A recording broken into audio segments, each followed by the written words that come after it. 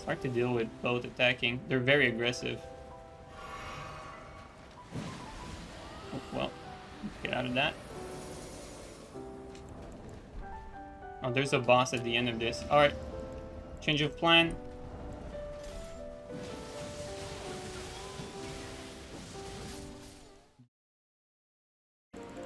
Yo, what's up, everyone? Alright.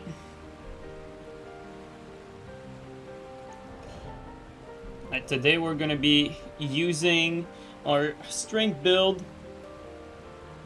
These are the stats I always rock when I use a strength build. So I'm gonna be able to reference that when making the YouTube vids, because everyone always asks about the stats. Alright, what's up, guys? What's up, Adri? How's it going, man? What's up, everyone in chat? Alright, let's just get it going. Oh yeah, I wanted to try that out today. Today I'm gonna be playing with whatever I want. I made a new inventory layout as well. I'm gonna be able to do these too.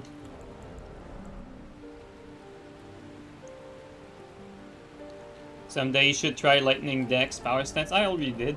Yeah, I did. I'm not a big fan of curved swords. I don't like them. What's up, Way 7? How's it going, man?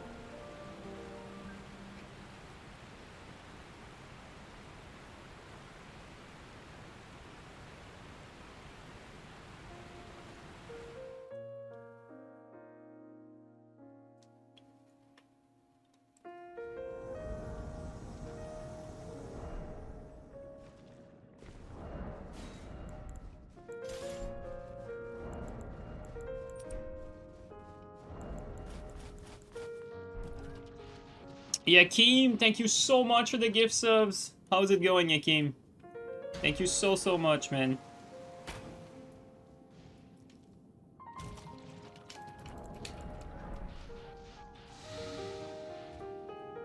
Oh, this guy knows.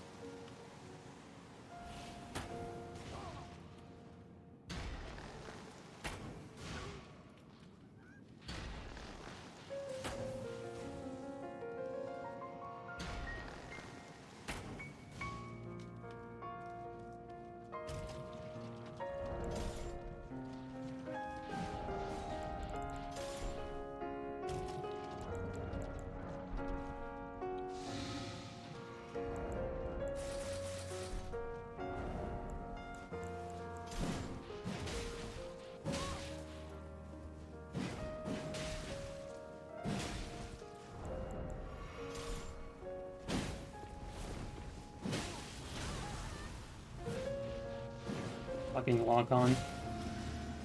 Okay.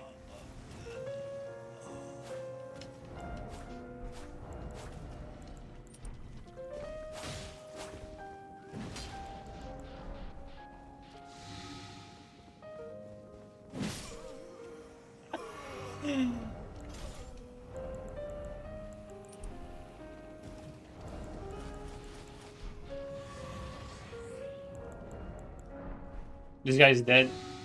Oh, he just healed up like right in time.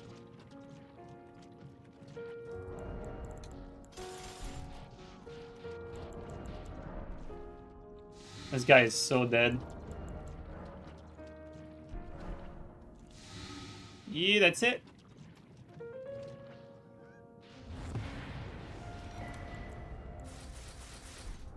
That's why I kind of like having the that little rot scent as a close hard swap. It's useful just for that area. It's really just I have the swap available like just for that area. It just makes traversing easier.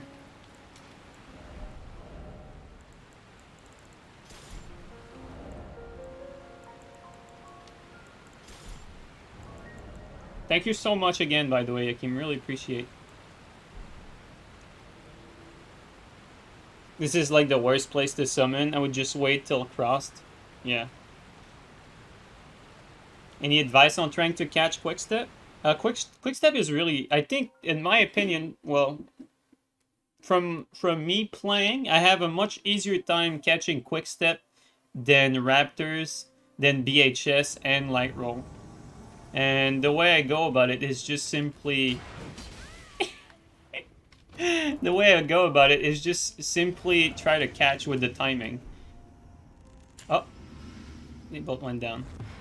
So like every time someone rolls, there's a timing. So if your weapon is fast enough to reaction roll catch, you catch it on the very first roll on reaction, just like you'd catch a roll. Don't let yourself get intimidated by the fact that it's quick step. If your weapon cannot catch on reaction on the first roll, you time the second panic roll. Like a second panic roll from quick step will be the same timing as a second like panic roll from rolling.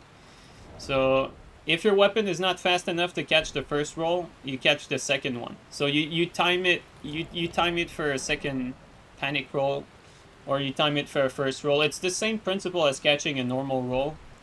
Like I said, the only difference is that you don't want to get intimidated by it, because the quick step has lower recovery from your attacks. So after someone attacks, they can get into dodge faster. So the way you don't play against it is you try to whiff punish it. But honestly, that's kind of like the name of Elden Ring. You don't want to whiff punish in this game, because the recovery is just so low. Like, if you thought Dark Souls 3 had low recovery and low commitment, Elden Ring is even more of that. You get... No, that's the problem, though, Chiriko. You don't need to get used to the timing. There's no different timing. It's the same timing as rolls. That's the thing. That's why people, I think, are crazy about it. You don't need to get used to any timing. If you're not used to the timing of quickstep, that means you're not used to the timing of straight up roll catching. That's the thing. When it comes to BHS though, and light roll, well, you have another variable that makes a big difference, is that a lot of weapons are straight up too short to punish a panic roll. So that's a problem on its own. And then Raptors has a longer window to punish it. So Raptors has or not a longer window to punish it, has a longer window of to be invincible, or to be an iframe. Raptors, you need to go for attacks that have like 2 hits. So like a few attacks in the game like can hit twice, like consecutively. So like for instance, straight sword L1, you L1 1 at the ground and 1 in the air. So you ghost hit on the ground when they Raptors, that poise damage on the ghost hit adds up to when they are in the air, and when they are in the air, that knocks them down. That's like one example, but the problem is not every setup has that ability. Like another one I like against Raptors is, this is good insight for you guys, honestly. Ice Spear. Like, problem with Ice Spear is it's not 100% reliable, but when you activate the Ice Spear, the first part of the Ice Spear triggers the Raptors, and the spear flying will always poise break. So they get knocked out of the air on the Raptors. The problem is on certain angles you miss the spear, so it's unreliable. But only a few attacks can actually catch Raptors like that. Otherwise it's going to be very difficult to time an attack to like punish a Raptor's missing.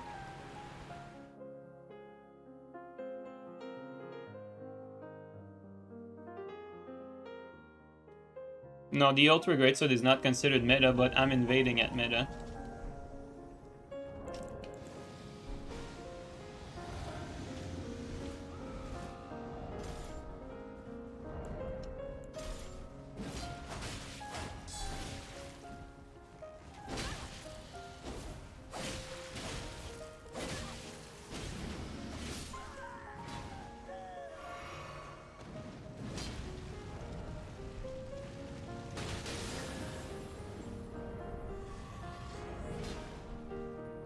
No?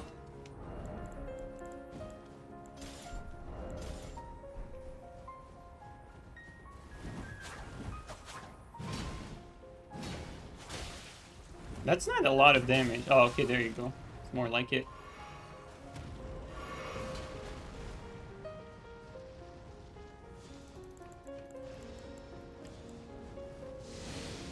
Did he just prompt himself for IGN glitch?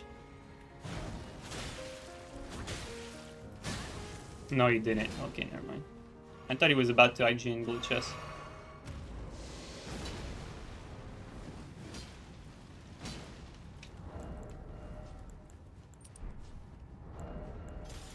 But that's not what I wanted.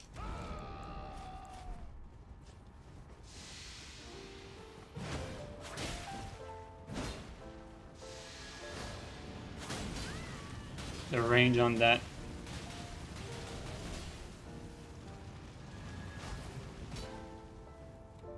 Let's try something.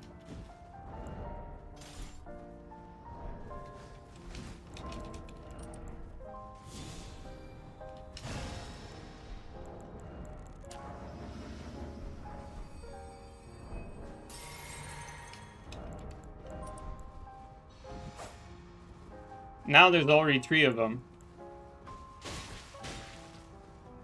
This game is seriously impressive when it comes to balance.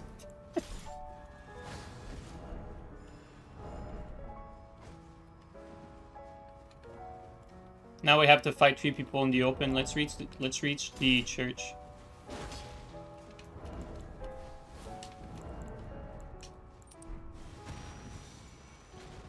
Oh, that almost reaches, eh?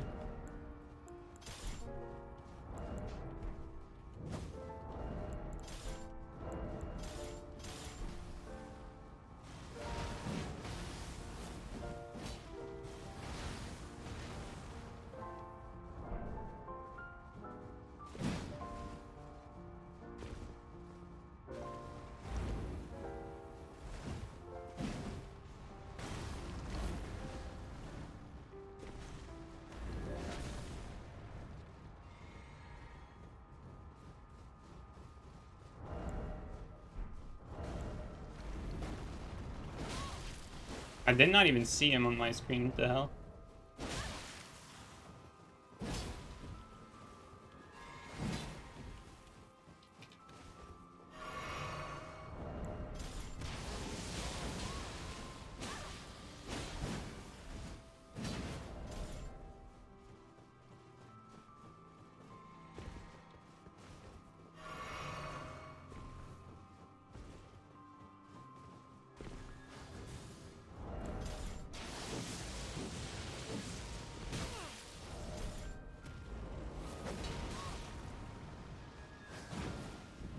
This is not working here. Let's go get some help from the mobs.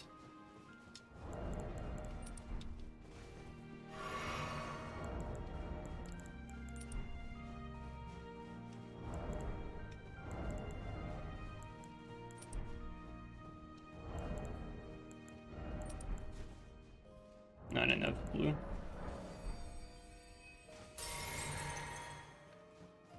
There you go.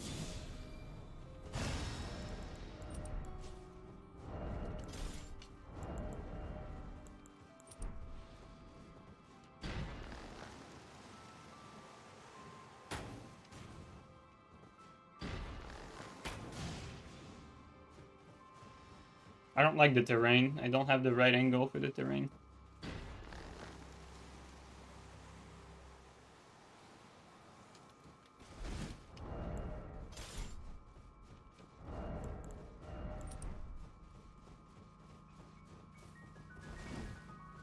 This guy's just waiting on the sideline.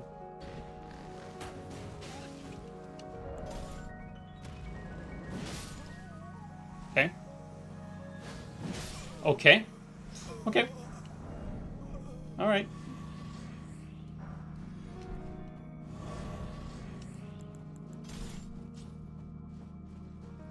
Okay. Yep. Makes sense.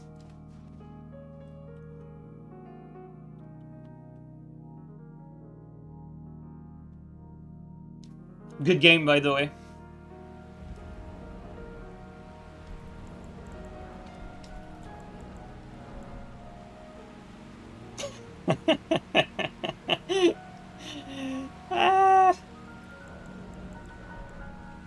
In Mar jargon, I call this an Elden Ring moment. Oh my god. block canceling those R2. Yeah, I am Chirko. With the fist, you mean, right? Yeah.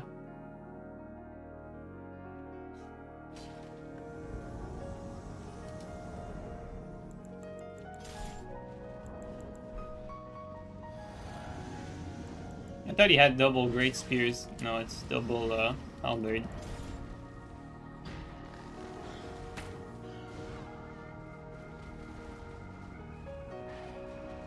Wow, that bird! You guys saw that? The frame skip on that bird was weird. But only the bird. Like the game is fine. It's like the bird is like at 2 FPS. Oh no, I think it's because the host is on Wi-Fi. Never mind. This guy is just running. Look at that bird. I wonder if this Phantom also sees the bird lagging.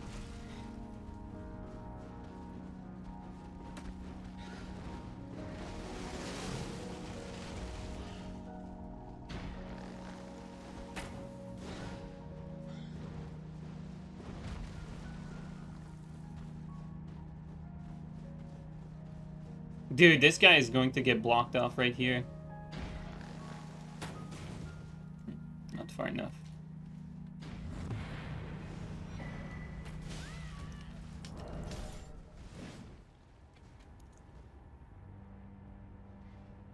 For this game, PlayStation is just way better than PC. I don't think there's any way around that. Which is probably not true for other Souls games, surprisingly.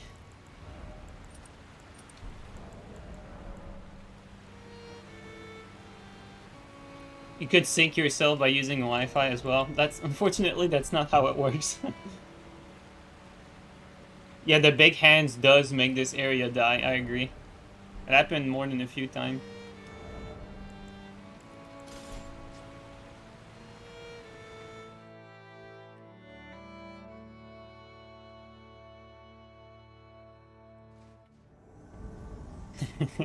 Xbox actually doesn't run better than PS5 because PS5 we have the PlayStation version of the game that runs at a steady 60. Like a Digital Foundry made a vid about that. It's not really a question of opinion. Like we're talking about actual frame rate.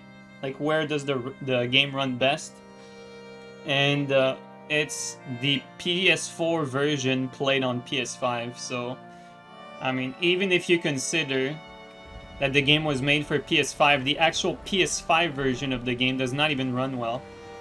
Like you have to have the downgraded version, the PS4 version, for the game to run as well as it can, which is kind of stupid if you really think about it. Yeah, the PC is great for solo players. Even then, for solo players, we say that. I remember when the game came out, my game kept crashing, so I just straight up could not play the game on my PC. And I have a 3070, you know. And my CPU is a Ryzen 9. I forgot which model. I think I forgot by heart, but it's a pretty good core as well.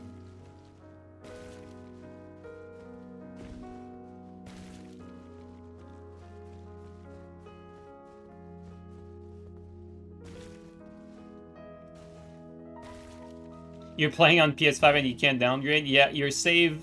I had to make a new save for my character. Like, you have to make a PS4 save.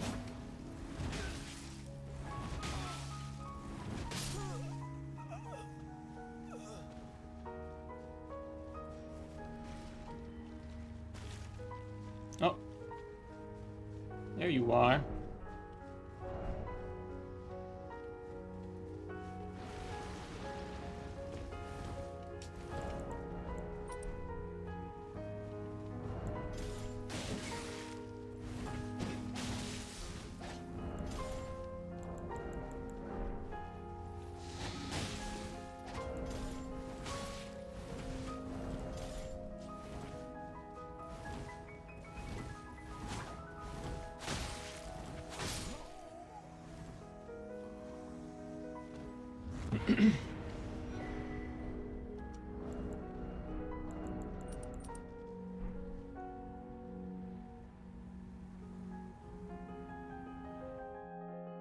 Are there any other setups where it's word block canceling? What do I do this with? I think I do it. Yeah, I do it with halberd sometimes too. Two-handed halberd. To get the first R1. Because you can get the second one. Like, usually, running attack into R1 has decent speed, but like, once you get R1, like turning around another R1 with block canceling, that catches people off guard, especially with the Commander Standard, because the Commander Standard has that extra length, you know? So with Commander Standard, that works quite well. You turn into Fist Main? No, but I'm trying to learn it, because I think Kestis might low-key be... once Light Roll and BHS get nerfed, that might be the best weapon in the game. Might be. I don't know if it is, but like the more I play with it, the more I see like the crazy potential it has. If you have good spacing, I feel like it's going to come from Dark Souls 3 players 100%. It's going to come from people that have like really good spacing. HTS is word block canceling too. Yeah, true. Better than PS Lance or Trusting Sword. I was told Trusting Sword, BHS Trusting Sword was still the best weapon. I don't see it. I tried it a little bit a few days ago, and I don't think it's the best anymore with the nerf. I feel like the neutral crouch was really what made it threatening, personally. Like, you can still make it's still very good, don't get me wrong, but I don't think it's the best anymore. Like, I tried it a little bit, like, you know, like I tried it before it got nerfed, and I was saying confidently that Trusting Sword was the best weapon in the game pre-nerf. After the nerf, I don't think it's the best, man. I don't think it's the best. It's still very good, don't get me wrong, but I don't think it's the best. Right now, I'm actually hesitant between like dual Great Lance and actually Kestis. Ara Vanzel, thank you so much for the sub. Welcome in, man. Playing on PS5 and you get frame drops while playing. Yeah, you need to be playing on the PS4 version. That's why I'm saying that even the PS5 version does not even run well. Same thing for the Xbox on the Xbox version. Like, it's crazy. Like, the game doesn't run well on, like, anything. And I was speaking with someone recently about this. He has pretty much, like the person... actually, I think... There's someone in a private Discord I'm in that has a PC that is, like, top 100... strongest rigs in the world, like according to some benchmark site. So his rig is like top 100 like rigs out there, like gaming rigs. So basically, like, his PC is like one of the strongest PC like out there, and like Elden Ring still has like frame drops on his fucking crazy rigs. So the game is really shitly optimized for PC. Pew Pew is a Pew Pew. This guy has Moonveil though. I don't know if I want it.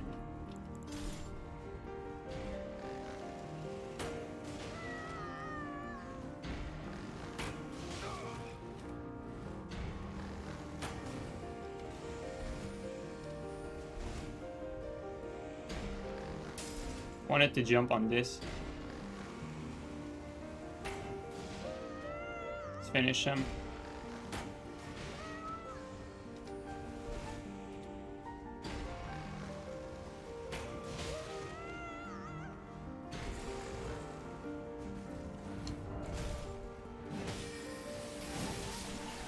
Interesting, that has hyper armor. Well, we learned something new.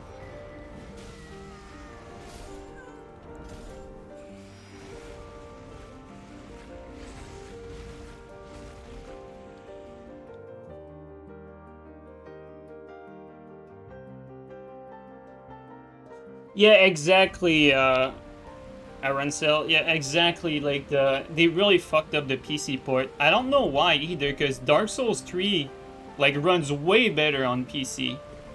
Like Dark Souls 3 runs way better on PC than on console, right? Dude, like, but even then, like, From Software is pretty shit at optimizing their game. Like, even for consoles, like, there should not be a problem for the Xbox One X and the PS5 to run this game at steady 60. It's really because, like, their game are not very well optimized.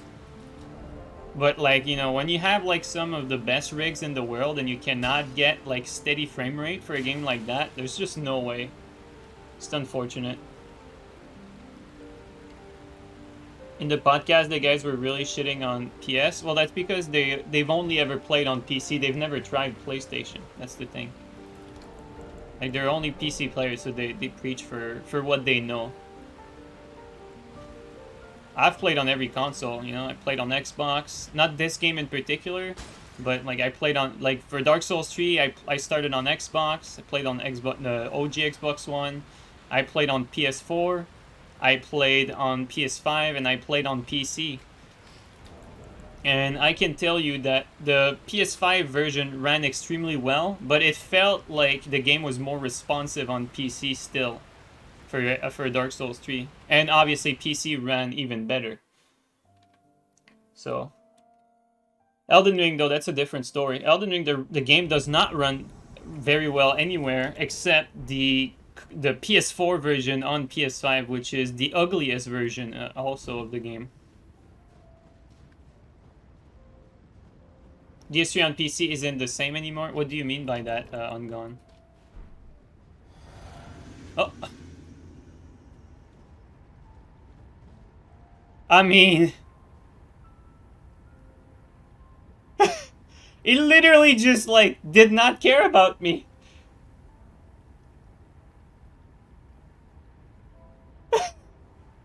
What do we do? I feel like I got spared. Like, he could have probably, like, knocked me off. I didn't see him. He just ignored me. What the hell? What do we do? Okay, let's go fight them.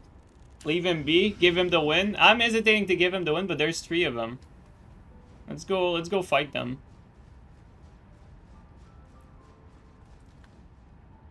I mean, I want to give it to him, but there's still 3 of them. There you go.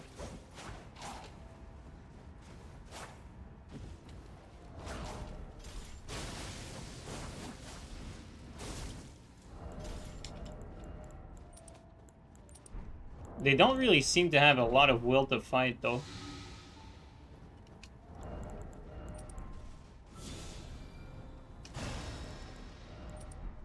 Like, they're barely moving or anything.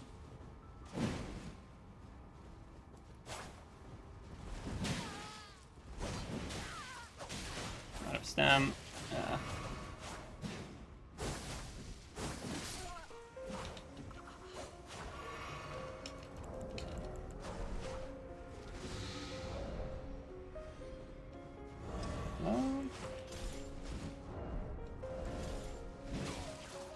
Oh, he just, we just activated this guy.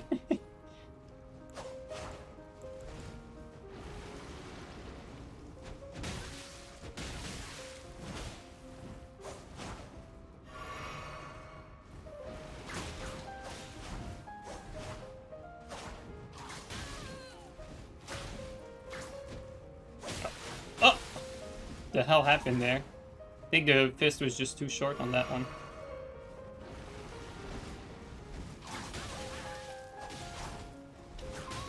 Oh no, he's laggy, that's why. That's why. This guy's just laggy.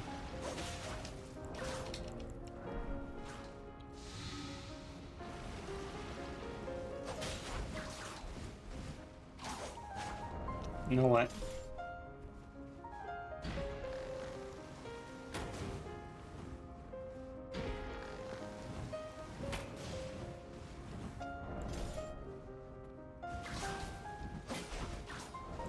I hate fighting the whip while I'm fighting someone else. It's so obnoxious.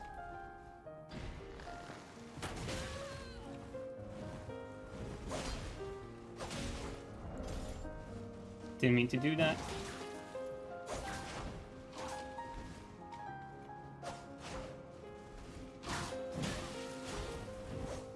There you go. Okay, now we're talking.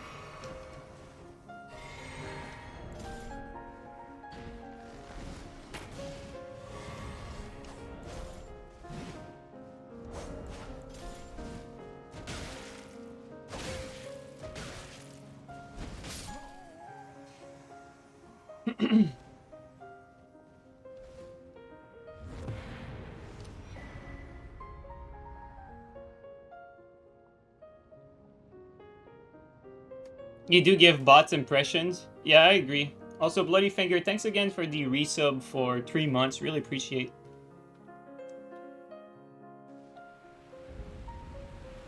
After servers, DS3 stutters and crashes often for most people. After the servers got back. Okay, so basically, the game stutters now and it crashes on Dark Souls 3. That's crazy. That's so unfortunate. What the hell? Yeah, Dark Souls 3 used to run pretty well on PC.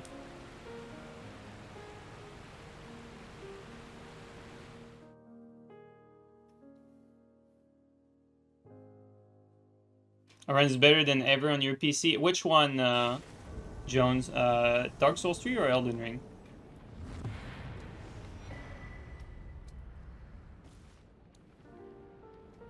DS3? I don't know, man. I can't tell you. I have not tried Dark Souls 3 on PC, let alone Dark Souls 3 period, in quite a while. Like, I think the first month when Elden Ring came out, I tried to touch Dark Souls 3 again. I got on for like 10 minutes.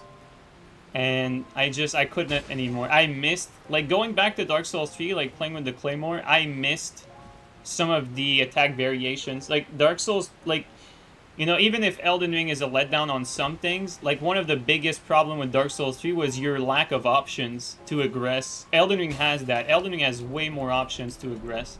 Like, you have way more attacks. Like, even on bad weapons. Like, I was comparing, like, Claymore on Dark Souls 3 versus Claymore on Elden Ring.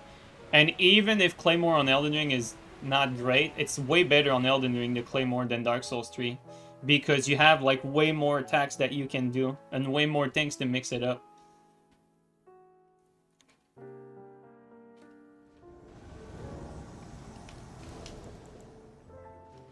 Like, we played so much with the Claymore in Dark Souls 3, like, people started thinking it was actually a good weapon. It's pretty crazy, though.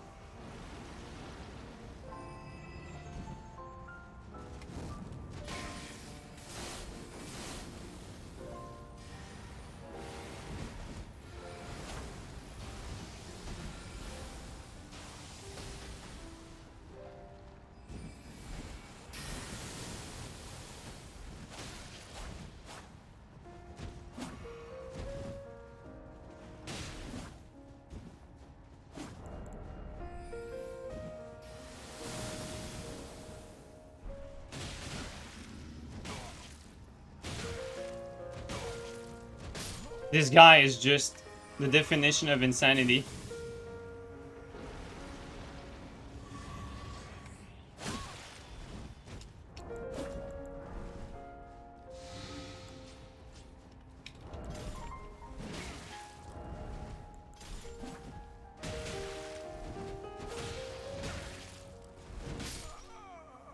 Once you get used to the timing with Kestis, I feel like it's so much more dangerous, to be honest. Which I'm not used to it yet, but I'm starting to slowly get the hang of it.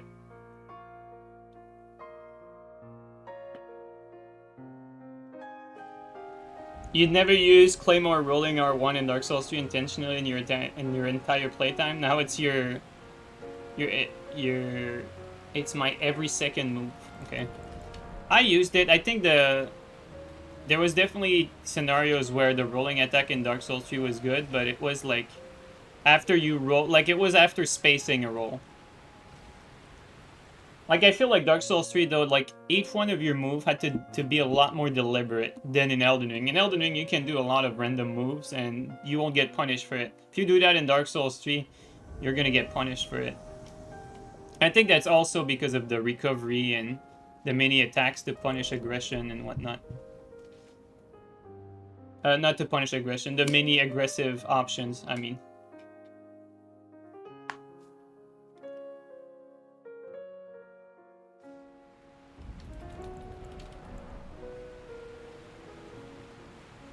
Anyone think the Zamor Curve Sword has potential in its R1? No, it's too slow.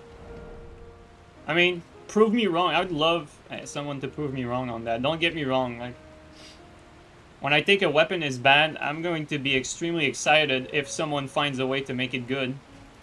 And I don't think we have all the answers. I don't think we figured out all the weapons yet. Like, just the golem arrows were found, like, way too late after the game was out, right?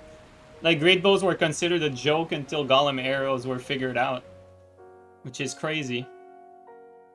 It's like finding Murky on a small scale, almost.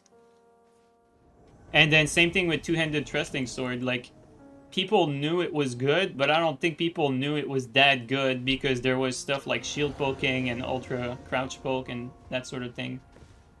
So I don't think people knew it was as good. Now it's patched, but... Like, there's some things like that. Like, it's hard to figure everything out, like, right away.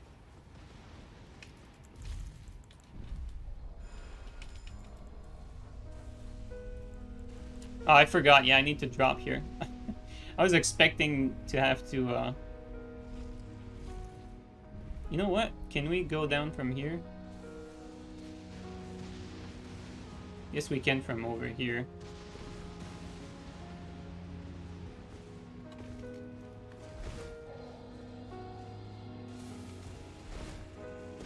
Interesting. It could be like a safer way of getting there. Where are they? The hell? Oh, they're under us. Okay, that's why.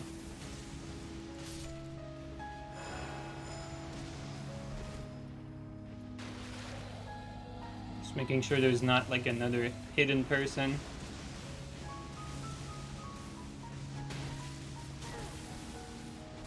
I think he just lagged. Yeah.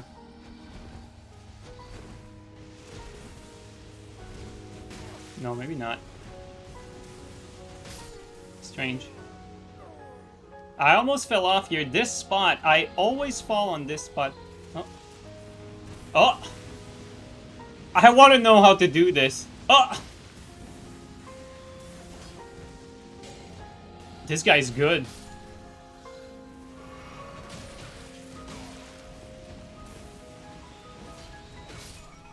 Dude, this guy was really good.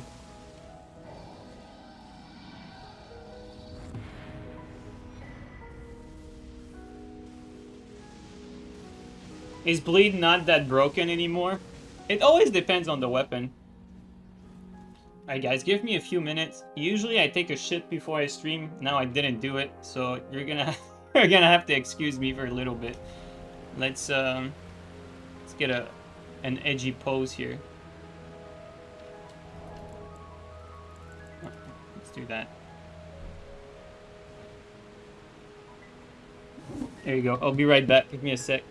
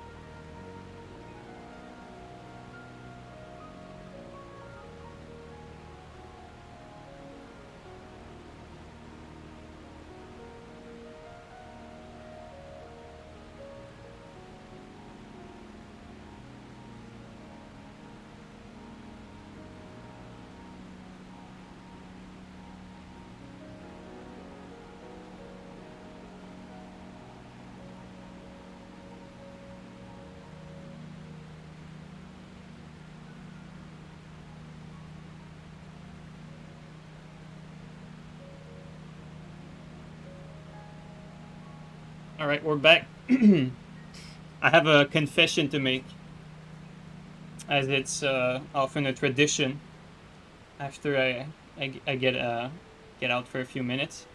So, those who will have been around for Dark Souls 3 will already know this, but I have some superpowers. One of my power is when I take a shit, I actually shit so fast that I travel back in time while I take a shit. So I actually gain time while I'm on the toilet. So this is why it appears so fast for all of you.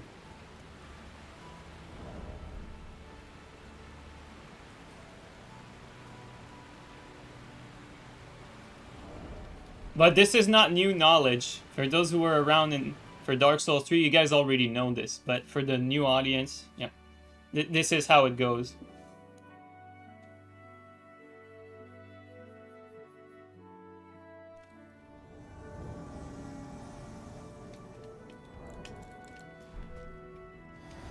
Oh, what is that? Double? Is it double or one bikes? I only see one. No, it's one Moog and one bike. It's not there. He's just better. I'm just better 50-50. I love his name though. It's unfortunate he wasn't there. Maybe I should have waited a little bit. This guy's name is I'm just better 50-50. What a name. That sounds like a shitter name. Do new people know about the squirrel? I think I told the squirrel story on Elden Ring. We're gonna keep it for Armored Core next.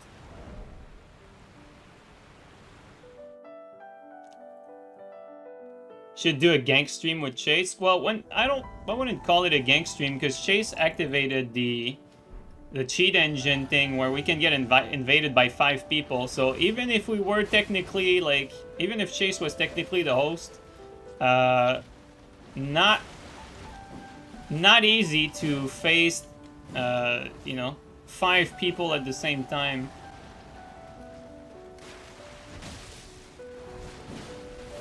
It's hard to deal with both attacking. They're very aggressive. Oh, well, get out of that. Oh, there's a boss at the end of this. Alright. Change of plan.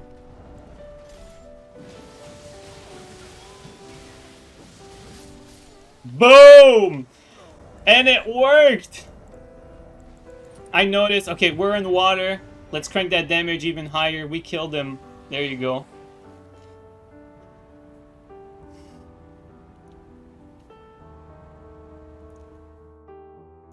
Man, the Storm Axe is so nasty though. Seriously. One Storm Axe swap. That's all you need. What's up, Mr. Steel? How's it going, Steelovsky?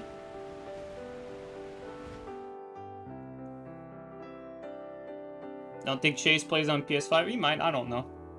He can do whatever he wants, honestly.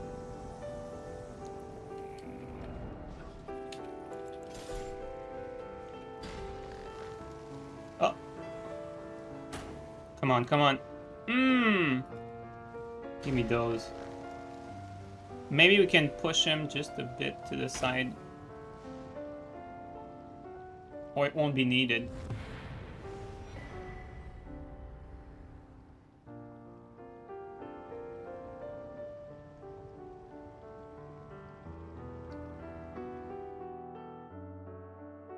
Stormhawk in Wave of Darkness is amazing against over-aggression. Wave of Darkness, I feel like it shines a lot more when you're on the right build. Like, when you're on a magic build, Wave of Darkness is a different beast.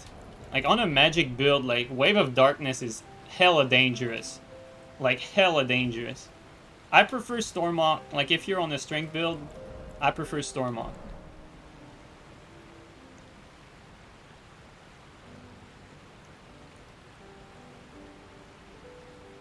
What weapons are a must on strength? It's funny because these weapons actually change every patch. Like, legitimately, like, I just reorganized my inventory, like, just yesterday night. I just reorganized some things, and one thing that I added was more weapons to swap from the Kestis.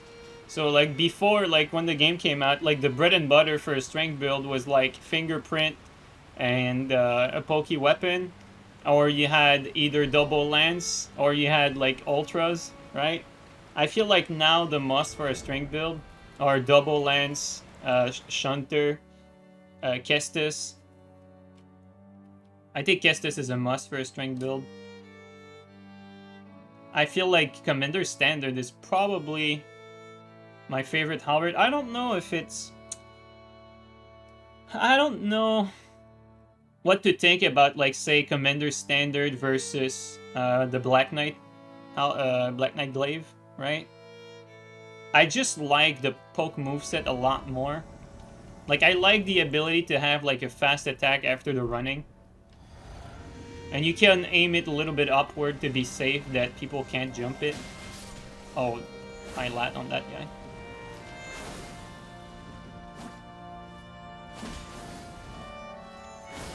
Okay, double Moonveil moment. You know what? I'm going to get some distance and properly buff, which is something I don't do enough anymore. You know, just get that magic resist just a little bit higher. Just a tiny bit.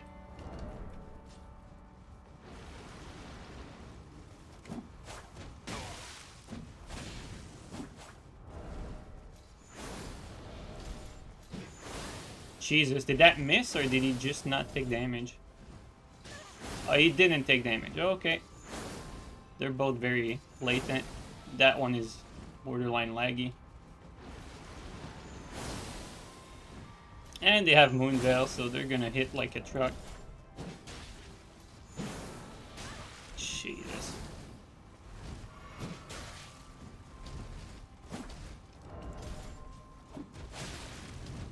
I don't even know if he took damage. Alright, we got a blue now and we're fighting in the open. Back off. I feel like we, in this particular invasion, I feel like we probably would have already won if it wasn't so damn latent. Like in that particular one. I feel like the guys, we had some good movement and good punishes on them.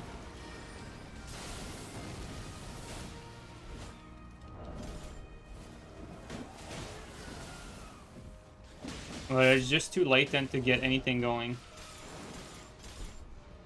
Oops. Hopefully the blue is fine. The blue is fine.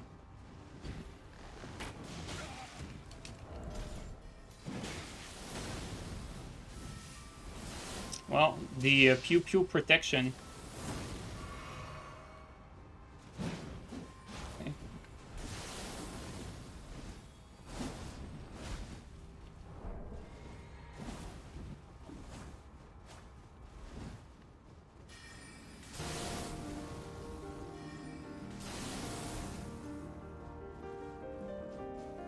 I'm starting to get used to the paddles a lot more, or the buttons, not the paddles. They're technically buttons.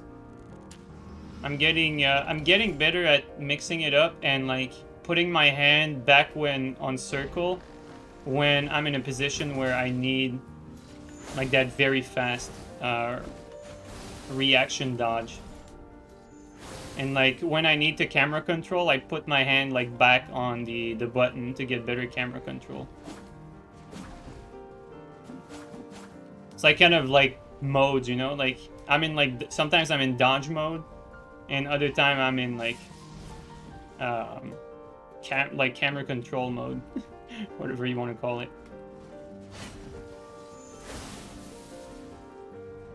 It's just so much easier to control the camera when sprinting.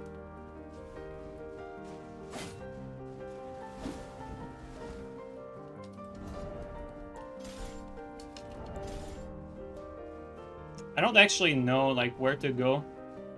There's just oh. There you go, we got an opening. We'll definitely trade that. And that again.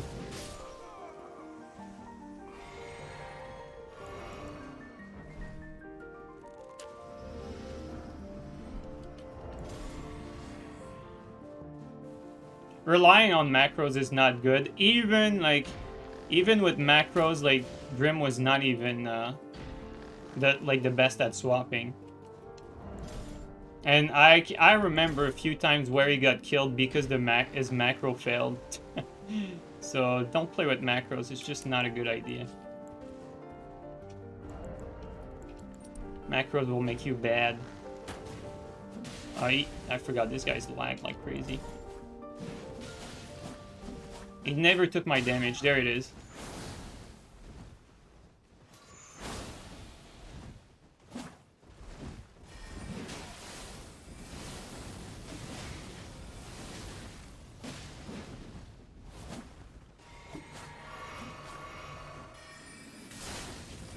He actually hit the air.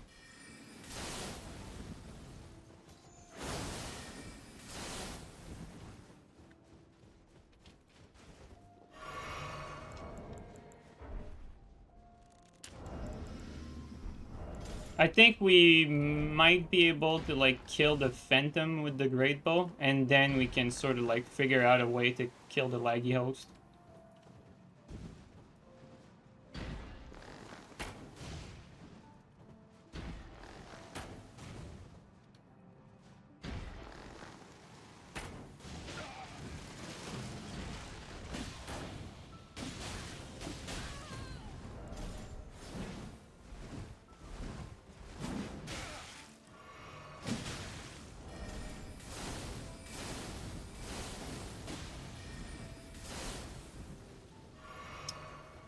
Want to get the finish, but it's so dangerous with the pew-pews around.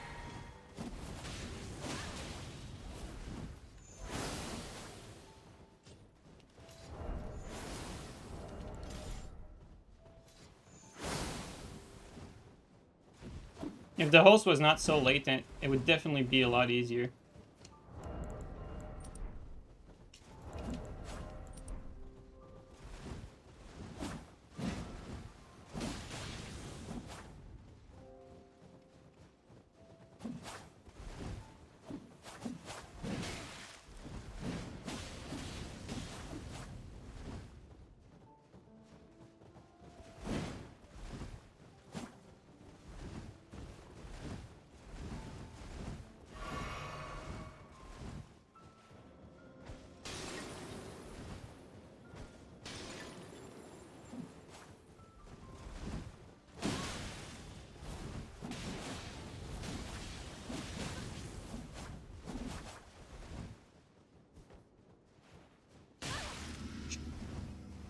Fucking game.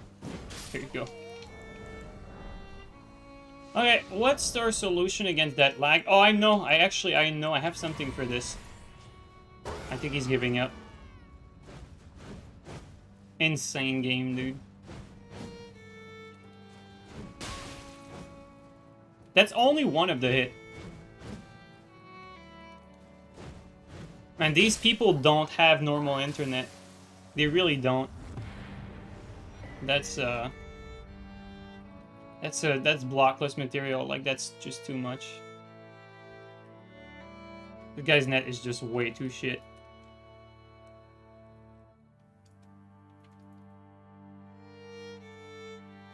Vale, thank you so much for the resub for 37 months. Thank you so much. Thank you so much, bro. You're a shitter. Oh, I didn't have time to finish reading. And just invading for fun. What's the best weapon or Ash for dealing with hyper aggression by like 2 or 3 people? Any Ash of War that's like AoE with hyper armor, like Stormhawk is pretty good for as like a retaliation. Wave of Darkness on a colossal weapon is pretty good too. There's a few options, but ultimately you want to look at something that has hyper armor and AoE.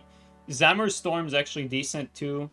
The Zammer's Storm spell, I've seen some vids about that recently. Looks decent as well.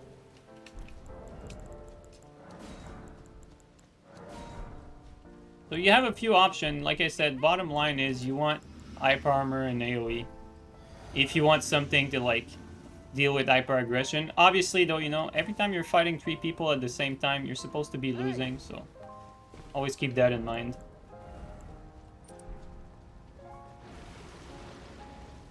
Okay, let's see. What do we get first?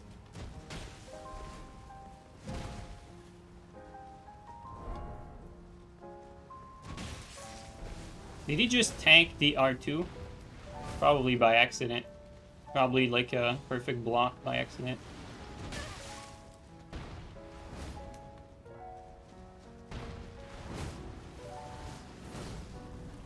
Just want to make sure there's no spell coming our way. Doesn't seem like the mage is using his spells yet. Insane lock on.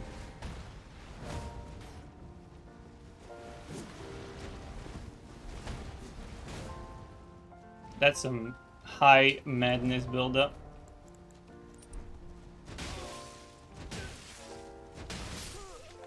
Too bad the hose doesn't know what he's doing.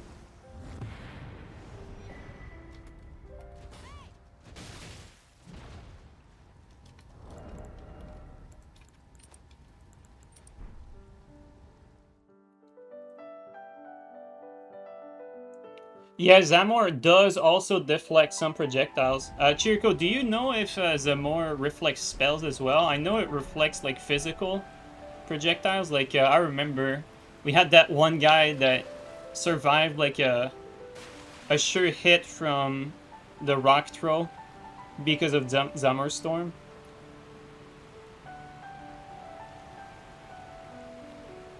Not tested spells? Yeah, I would be curious, because if that was the case, like, that might actually be like one of the best tools at fighting multiple people. Spinning strikes reflects projectiles, does it? That's crazy, I didn't know that either. Man, you learn something new every day. Don't give ideas to shitters. My knowledge, like, I'm very open with the stuff I know, and I think that's why I built like a follow base. I pretty much share everything I know with anyone, so I'm not gonna be regarding who I share the information with. I'm just putting it out there to whoever is interested in learning. Doesn't matter if they hate me or not. I don't care. That's my contribution for the game. That and the feedback for the proper balance. Gonna be up in 6 hours, gonna be somewhere. Oh well. Thanks for coming by, Vale. Have a good one, man.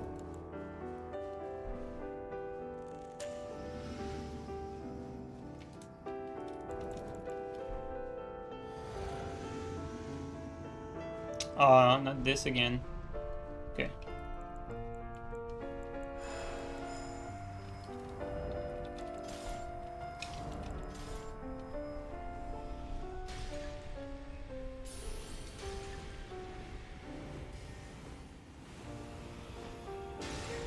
It's probably gonna sleep, yeah.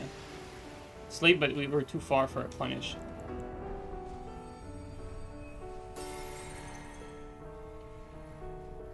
Oh, this one's gone? Oh, no, never mind. They just activated the...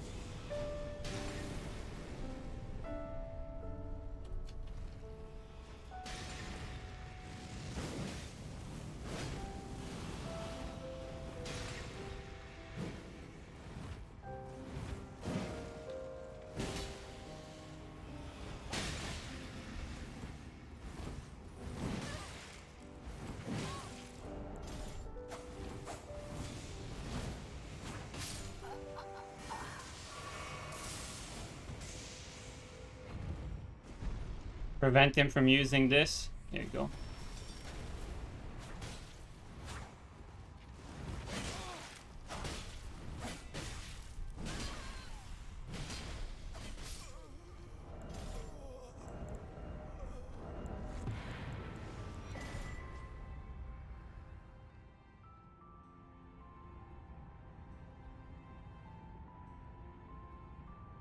Elden Ring is your first Souls game, and I taught you how to not be a shitter. I'm not even sure what that means, to be honest. Because I'm pretty sure I'm considered a shitter by I would be considered a shitter by the majority of the player base by like Reddit standard or whatever, you know.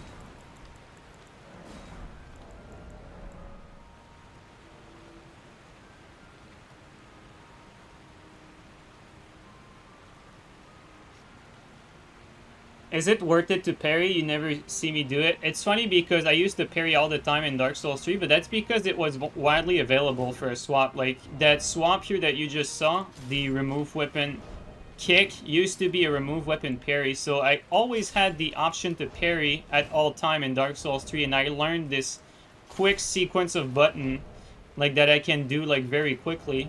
And I learned that specifically to parry in Dark Souls 3. In this game, though, it kicks, so I don't get to use it as often. I do think parry is underrated by the good players and overrated by the bad players. Just like in Dark Souls 3, because in Elden Ring, parrying has very little recovery. But then people that actively use the parry do it stupidly, so I think it's a double-edged sword. But with that being said, I think in this game, if you want to parry in this game, I do think you need to have an inventory set up for it, which I don't have. Like, it's definitely a choice that you have to make when you're making a character. Like, I would say if you want to parry, you should have a parry swap either at the bottom or the top row. So when I do like a quick swap like that, I would have to sacrifice, like, say, this rapier slot here for parry shields, for instance. That would be the trade-off. Or the Stormox, the Stormox for parry shields. So you would use it just like you're using any swap, but you'd be parrying instead. Yeah, you have it on your top row now? Yeah, basically. So that's kind of like the trade-off that you have to do, because you don't get access to it at all time with the remove weapon parry or kick in this game. This game, it's remove weapon kick. So before it was remove weapon and then parry, now it's remove weapon kick. And because I learned how to do the swap so fast, it was very useful because I could use it really when I wanted to in game. But unfortunately in Elden Ring, it's not that useful. Somewhat, sometimes decent when you're fighting shields, but for the most part, it's not that useful.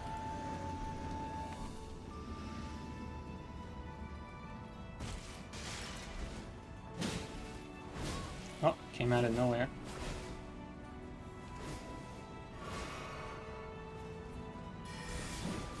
I love when I just, like, don't hit them at all.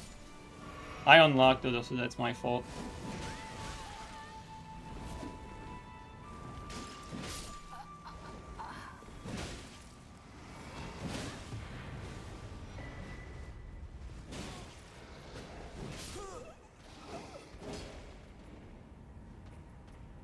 You wonder why they made that change with the parry/kick? I don't know, to be honest. Maybe because, I'm assuming that's because they didn't like or had some bad feedback about the kick input. Like, you remember in Dark Souls 3, like, when you kick, you had to like, push forward on the stick and R1. You remember that? Like, well, I mean, I know, Cam, you do, but, like, I think that mix of input for kicking was something people didn't like. I didn't like it.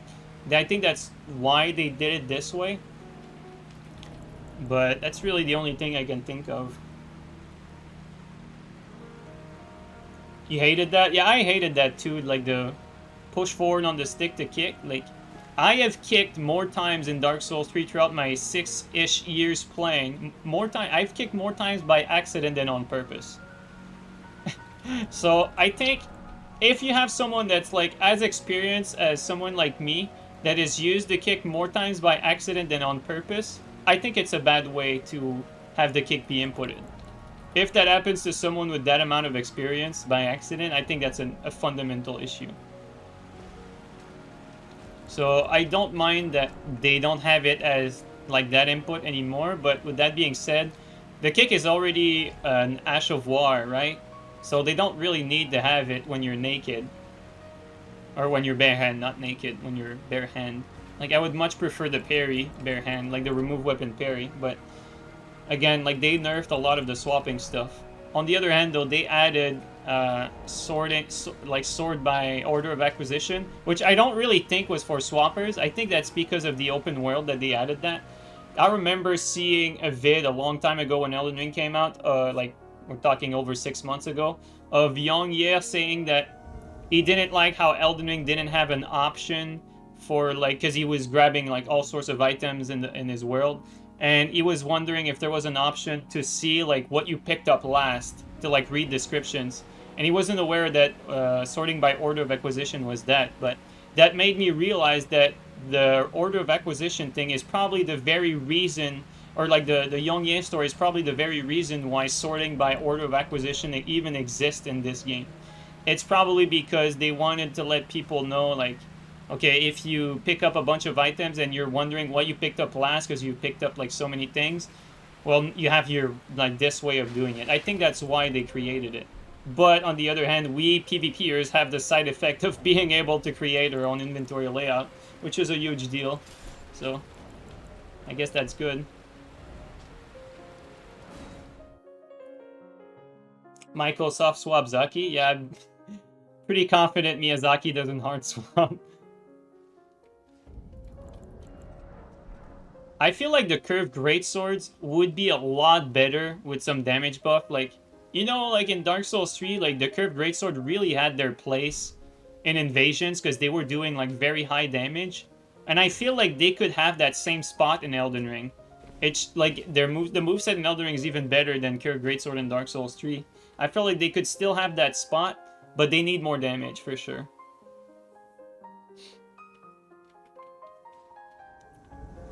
Yeah, boy, here we go.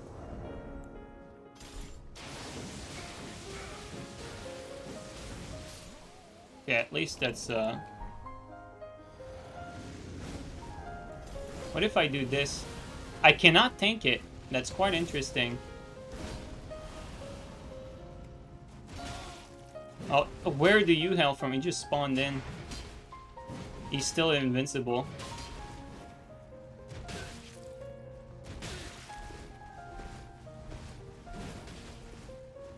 There you go.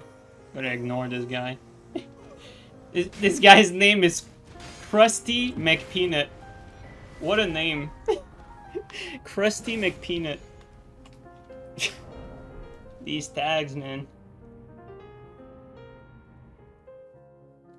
You love Curved Greatsword, but they're gimp damage-wise? Yeah.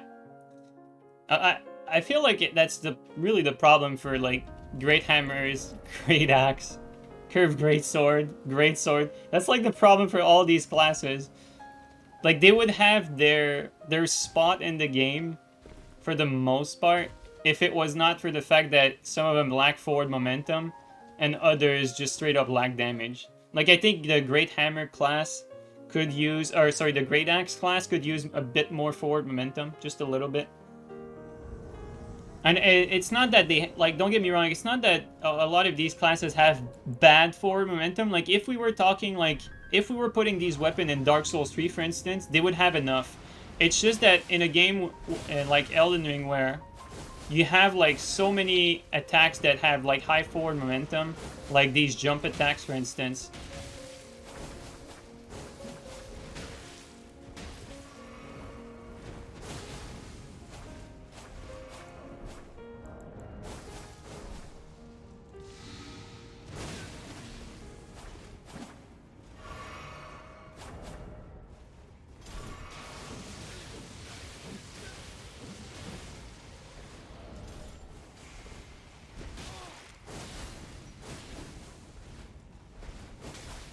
Stop it.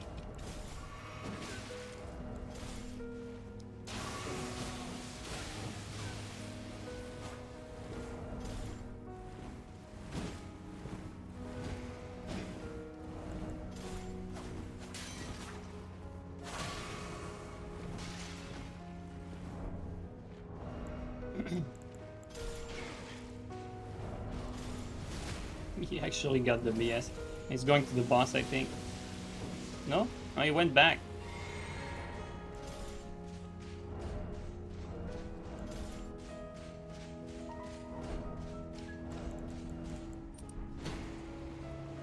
Come back! Wait, what? EDC? What? Why did you do that? What? Why? What a loser! These fucking PvE losers, man. They're such pussies. And then this game is really for pussies, though, to be fair, but still. God damn.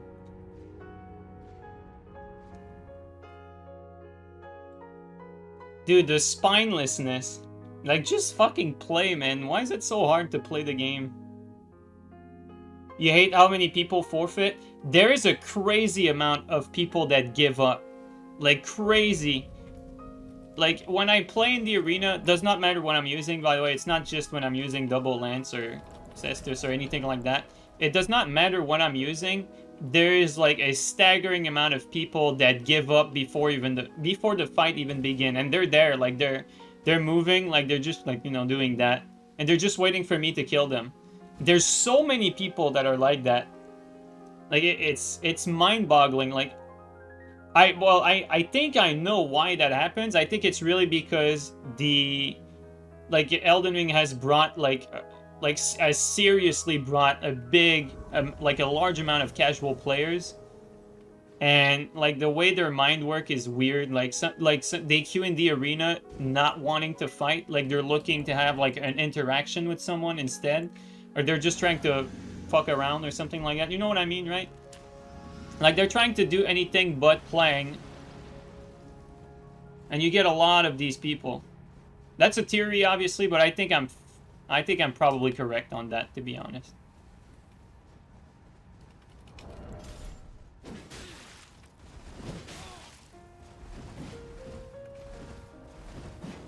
Oh.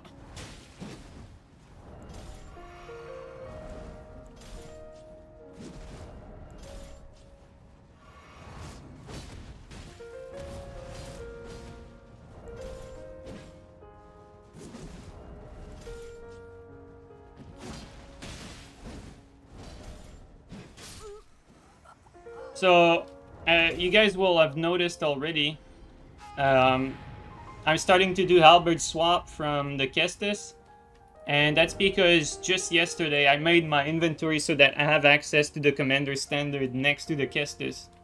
So, obviously, this is not a new swap, like switching to a halberd for a running attack, like a bunch of people do it. The reason why I didn't do it before is because when you use double lance as your starting weapon, the double lance running attack has similar speed and range as the halberd running, so where the halberd running is a bit better, it's not really worth a swap. Like, it's going to be more worth a swap to have, like, the forward momentum of the heavy thrusting. But when it comes to the Kestis really could use, like, that sort of forward momentum running attack. So I feel like a halberd swap really makes a lot of sense when you're using Kestis as, like, the base weapon. That's how I see it. What's up, Lapuccino? How are you doing, man? How much dex and strength do you have? These are my stats. I have 18 dex, which is usually higher than most people on the strength build.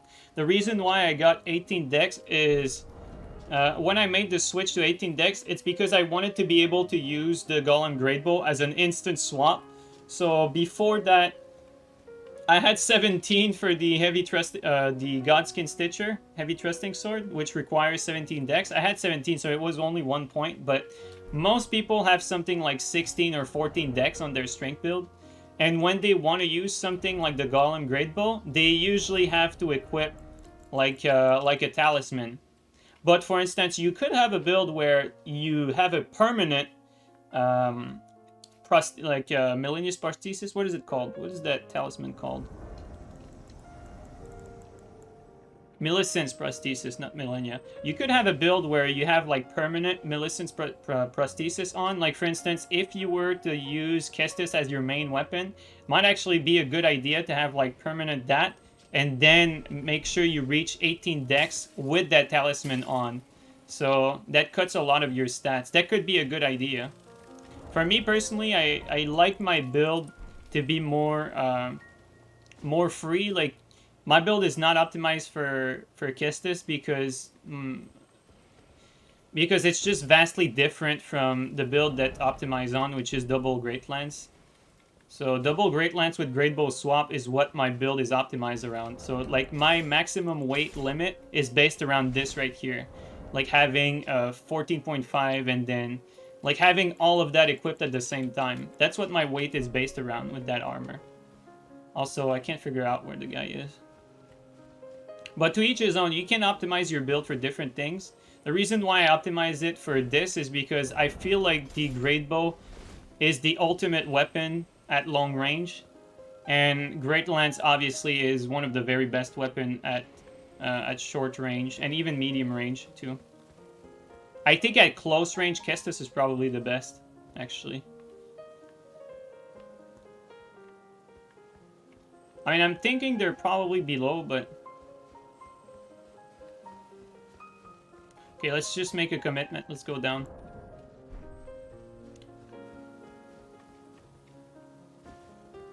There they are.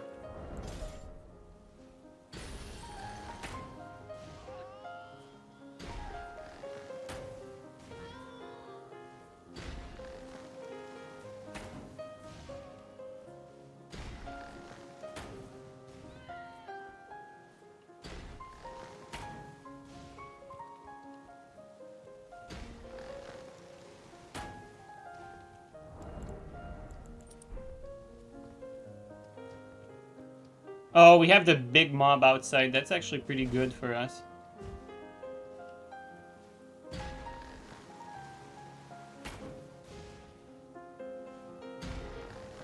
Well, it's not exactly like Call of Duty where the walls are accurate. You know what I mean? This guy has the cannon ready, but it's not going to be very useful for him.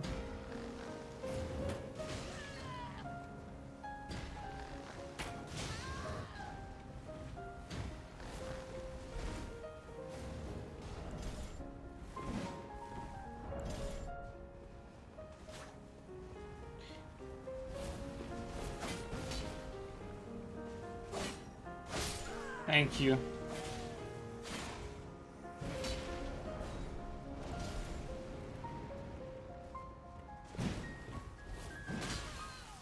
Wow, I panicked that.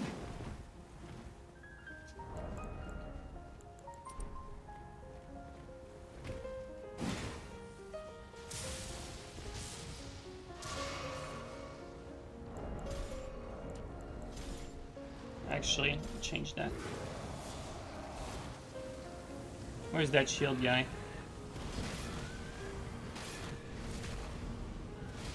Unfortunate that he had high poise. He got burritoed because of it. Oops.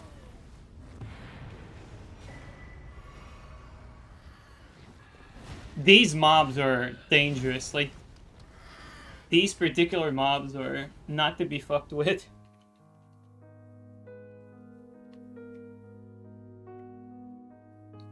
Single lance is nice, but not meta.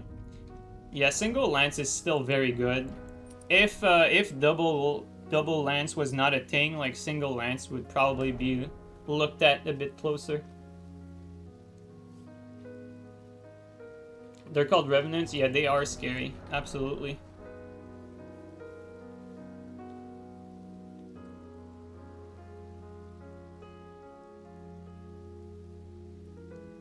You don't have to lance, you need to play through the game again. I remember, man, the first 2 months, the first 6 months of Elden Ring, I played without any sort of duping or anything like that, so I had to, like, grab every weapon myself, so for a long time I basically played with offhand Serpent Hunter, main hand Lance, because you can get 2 of them on one playthrough, but ultimately...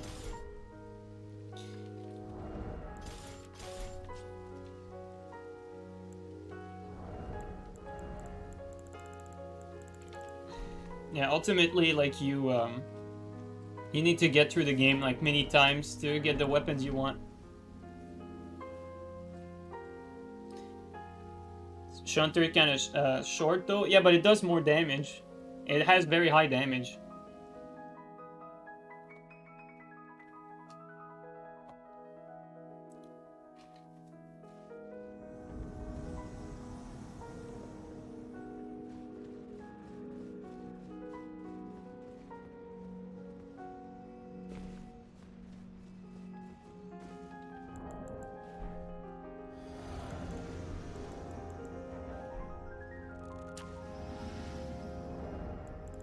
You know what? For a change, let's do that. Lightning on water, why not?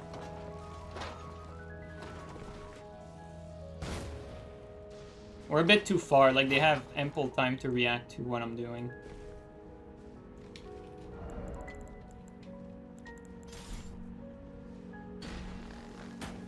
Oh, he's a bit laggy too.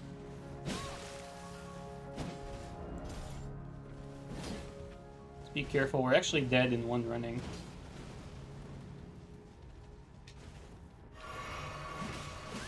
There you go. Okay, at least we're not in one hit. Hit range of dying.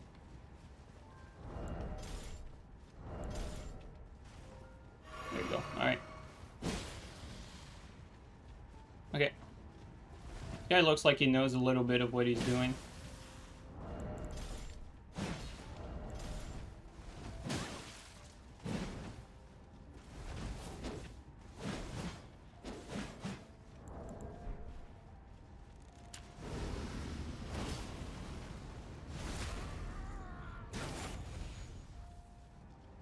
Insane. Oh, what's the story of gankers? It's fucking getting outplayed and saved. What the hell? That was so lucky for them. Like, what the fuck?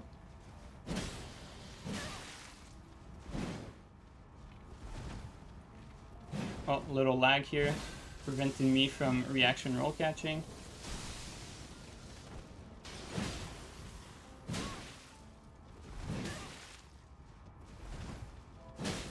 Good reaction there.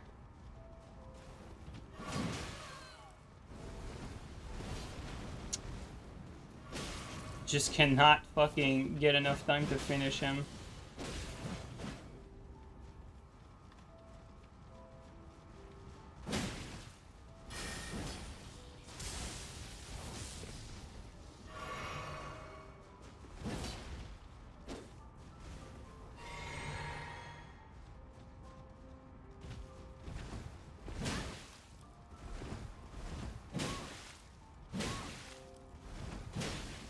Actually,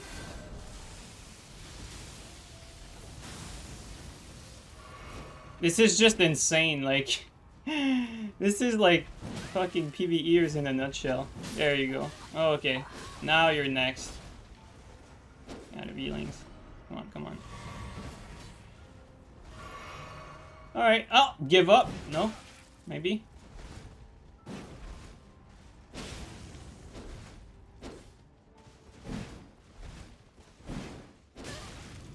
Thank you, tree, so I can't see anything. It's also skippy, but...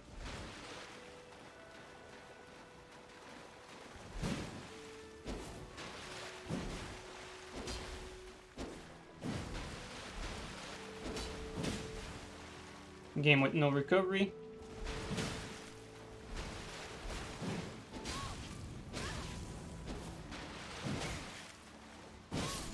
Man, what these people do makes zero sense. It's actually... It's so much more difficult than it looks just because they're pretty much pressing random buttons. So you can't, like, out-think them. And because this game has no whiff punishing, they can just swing like that freely without really getting punished. Like, normally in Dark Souls 3, like, on someone like that, you just play a straight game, you let them swing, and you whiff punish them every time. This game, though... If they whiff, they have time to dodge afterwards, so they can play like that.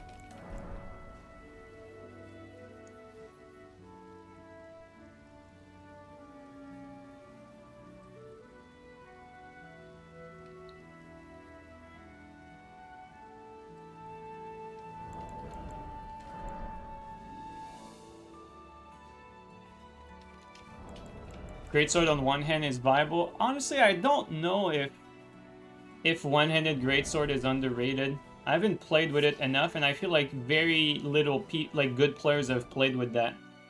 It might be a bit better than we think it is. I just don't know, though. I feel like it's also easy to jump, so...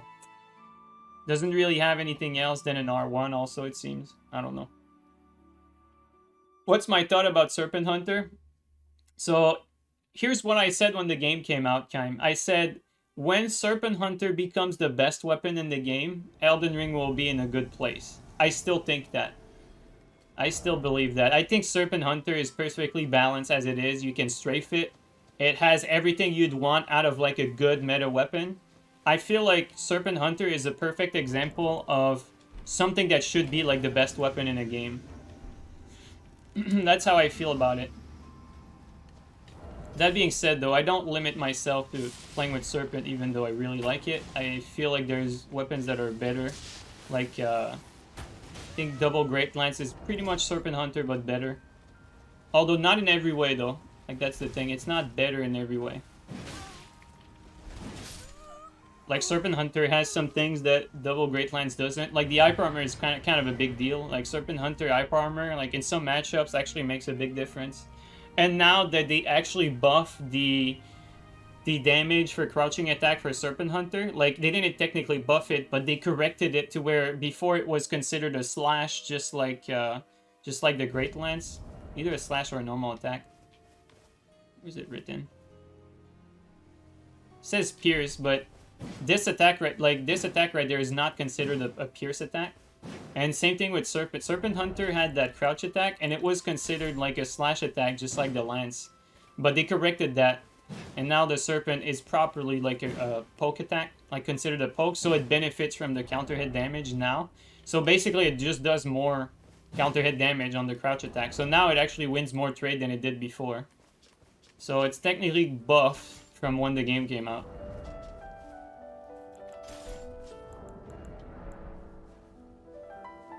What about Power Stance Greatswords? Man, everything Power Stance works better in Invasion though. Like, just because of that jump, like, they're basically jumping sticks. And like, every time you swing when you're doing invasions, you kind of want big damage to end the fight. But like I said, I don't think Power Stance Greatsword is good, don't get me wrong, but I wish that Power Stance damage was nerfed by 20%, and then I would also buff by 20% like the damage for like stuff like Greatsword, Great Hammers, you know. You guys know the deal at this point.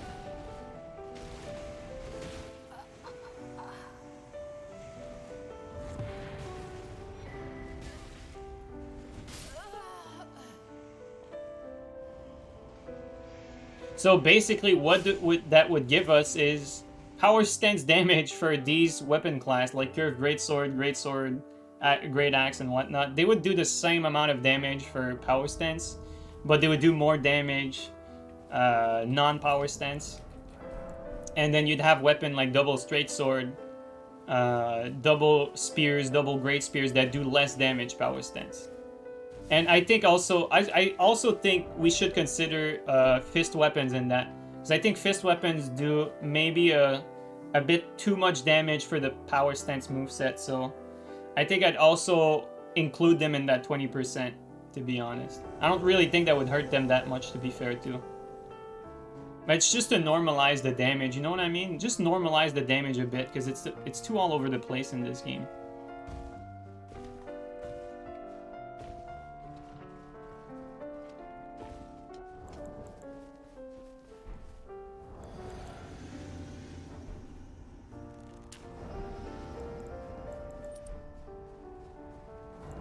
You know what? Let's use that. Just so I resist more. Oh, he has that lat.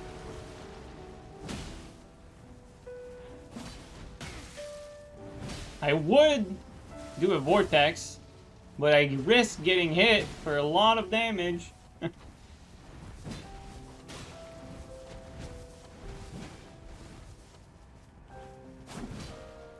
This Phantom is a problem because he has high enough lat to where I cannot reliably like play safe against him. Like by the time I hit him, he has time to force trades.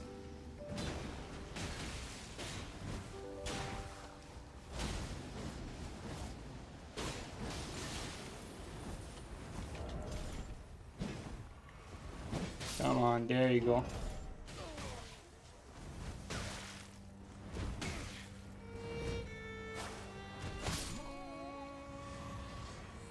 You miss rope bomb combos? Dude, don't get me started on the consumables. I feel like we have so many cool consumables in this game, right? We have so many like unique consumables that have legitimately quote unquote like good move set, or good, not move set because it's a one move, but good moves. Like they're really good consumables. They just don't do enough poise damage to be reliable. So basically, the only consumable you end up using are those that are ridiculously fast and have no recovery. So quote the fan daggers. So you end up using the fan daggers, the drawstrings, and then for the bombs, you use the bombs that inflict something. So freezing pots, sleeping pots. You could use rope pops. Rope pops. Ah, it's a cool name. The rope pops in the DLC. The rot pots. The rope pops.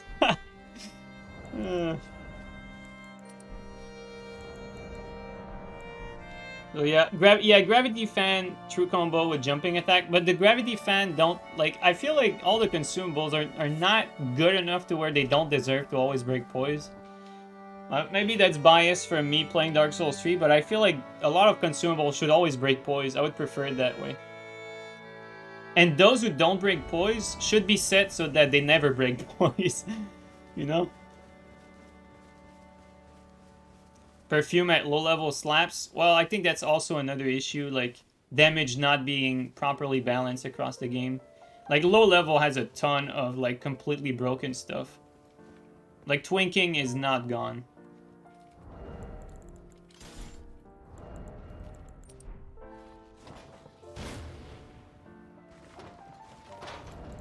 Might need that. No. Too much to the side. We had the right height though. Our bullet despawns are too far.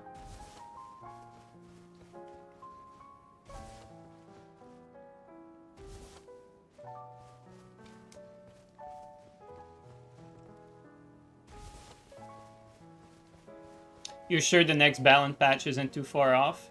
I don't think so either. I think 1.09 is going to surprise us. You know, you guys know that they introduced PvP damage scaling for weapons, right?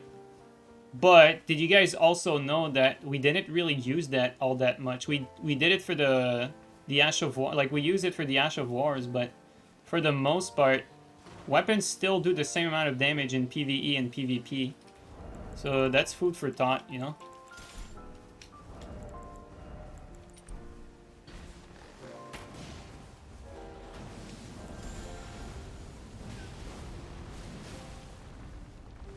Oh, it ate my input!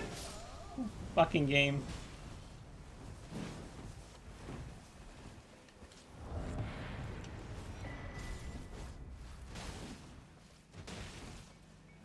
That has crazy eye armor. I should...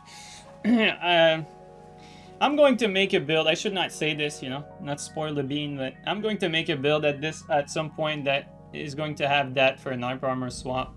That particular twin blade. It has like crazy eye armor and pretty good roll catch potential. Would make for a nasty swap. You heard it first here.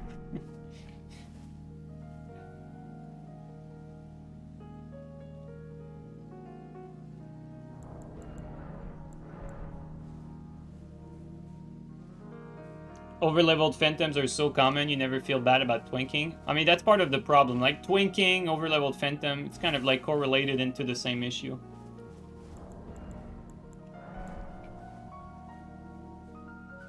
Next blade build incoming? We could.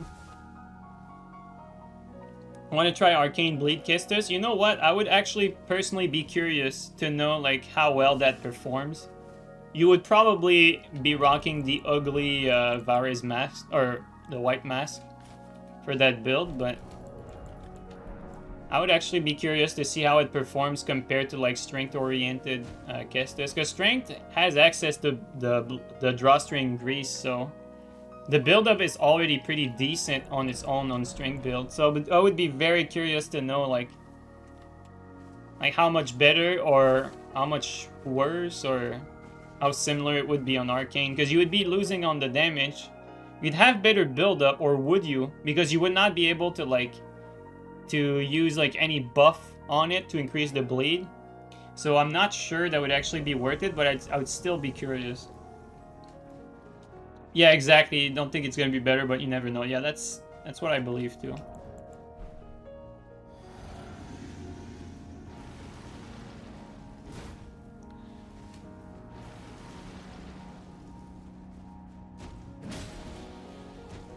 Light roll moment.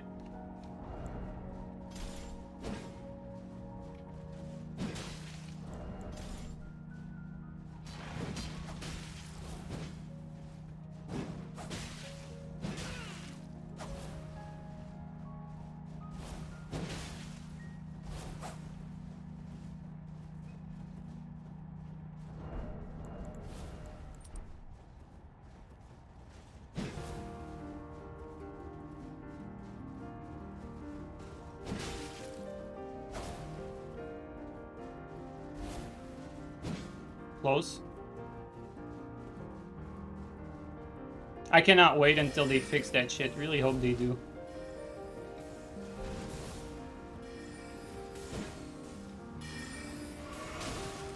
Story of Yankers, outplayed and saved. You know what? I never use it.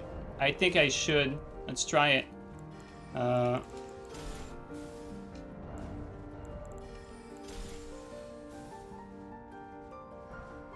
Estes delivery.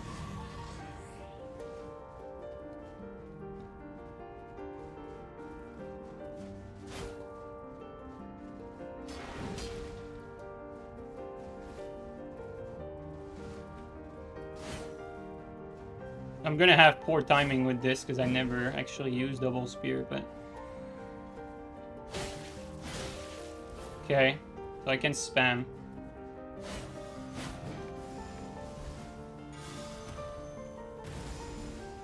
Could probably kill this guy right away. I want to kill this shit max level player. Whatever level he is. I want to see his level, actually.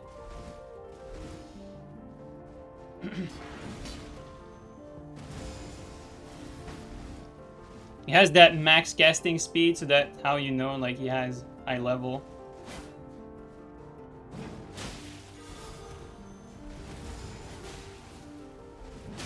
Look out of here. Alright.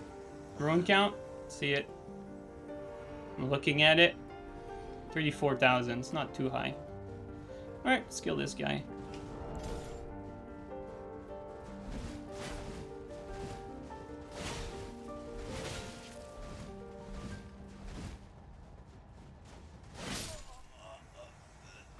Yeah, I'm not that good, to be honest, with double spear. I never play with it, but it's such an easy setup that even if I basically never touch it, it's pretty straightforward. You have one button that you can press, so.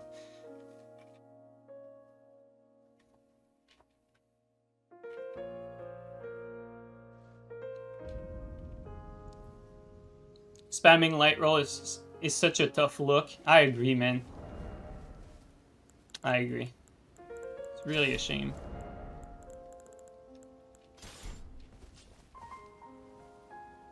You can hear Oro screaming level bigger, yeah. Yeah, light roll is still, light roll to me is the priority, I would say, right now. Bloodhound step being second.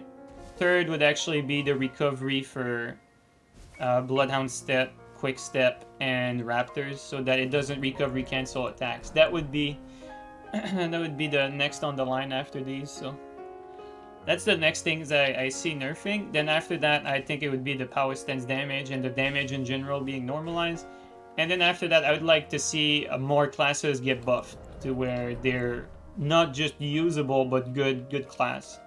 Like, I'd like to see more weapons get the sight treatment, where the sight started pretty shit and ended up being like a good weapon that's viable, but that's not necessarily amazing either. Or the fist treatment where you bring a weapon from the dead, make it meta. I like that too.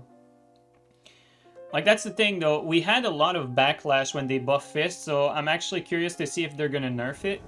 Because Reddit thought it were too strong, but from my perspective, I much prefer having a game where you get many weapons and setup, like the Serpent Hunter, like the double lance, like the double straight sword, that, like the Fist, that are good, than having one setup just overwhelm every other.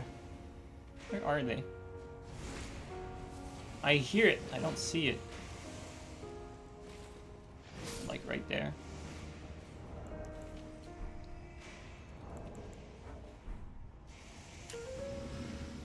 So I like the fact that we have Fist added to the repertoire. And I keep saying that, but I never really wanted them to nerf Ultra Greatsword the way they did. Because I like that the Ultra Greatsword was another option for meta back then. You could have argued that it was too strong, and I think so too, but I don't think nerfing the speed was the way to go about nerfing it.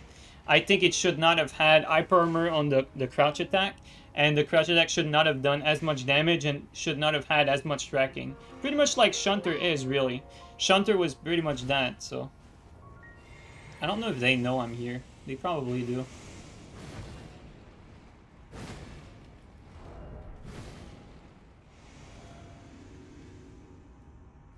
I think they do, but...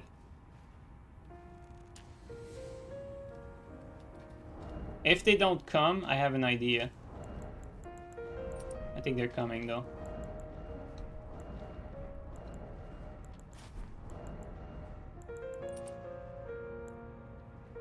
Where is it? You guys know what we're about to do.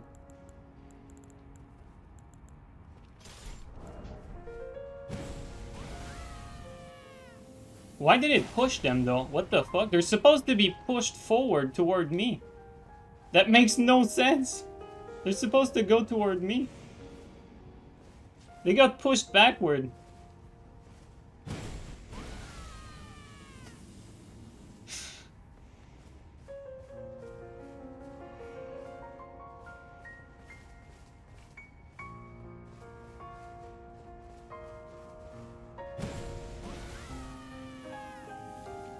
Next time we're gonna do the full explosion. What's cool though is that one of them has his lantern. So we can see a little bit where they're going.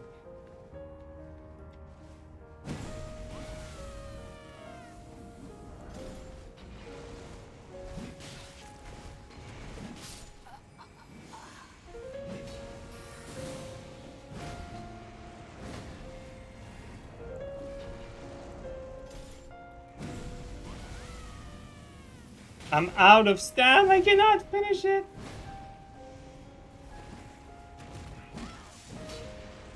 Am I fat rolling? No, I'm not. Okay. Dude, the tracking on that. God damn.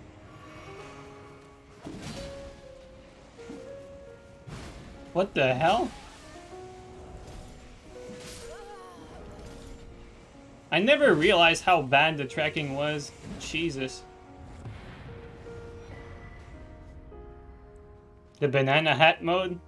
Yeah, if I want to use these, I have to put on some gear, but it's worth it because it's a useful, that weapon is a useful tool for situations like this. Like they're just sitting up there and you can't reach them. Well, at least you can reach them from below.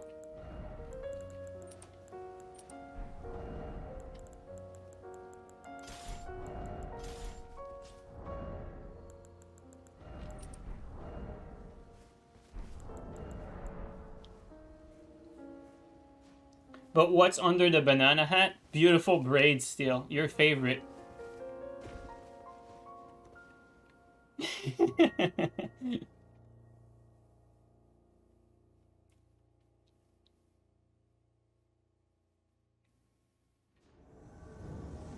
I fucking hate this place.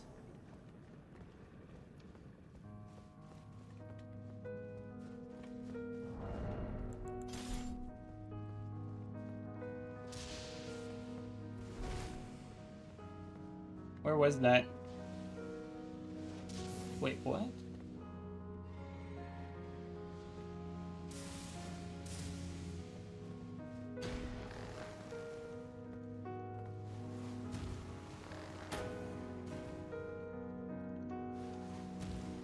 Stay there, stay there. No! That was so close! God damn it.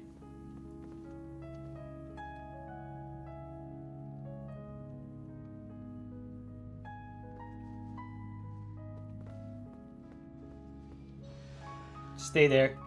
Don't move. I cannot aim lower. I cannot aim lower. I cannot aim lower. I can't reach him, actually. So unfortunate. Let's try going here.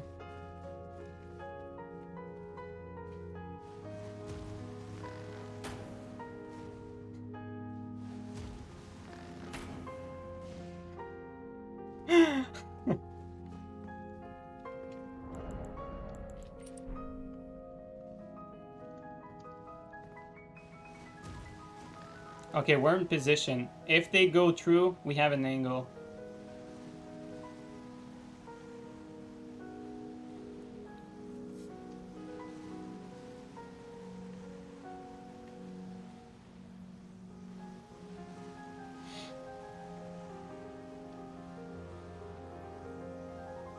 It's probably better off like here. I don't know. Says they're close. Headshot?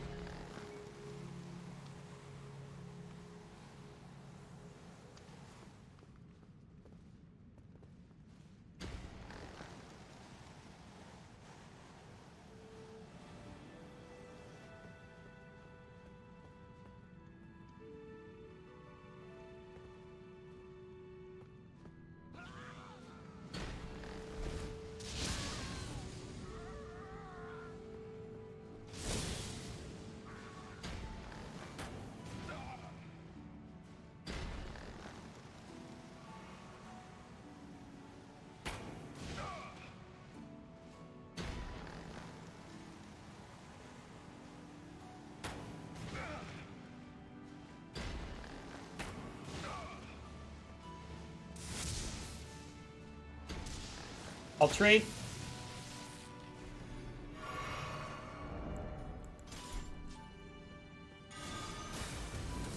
Okay, buddy. Okay, buddy. I don't want it, though.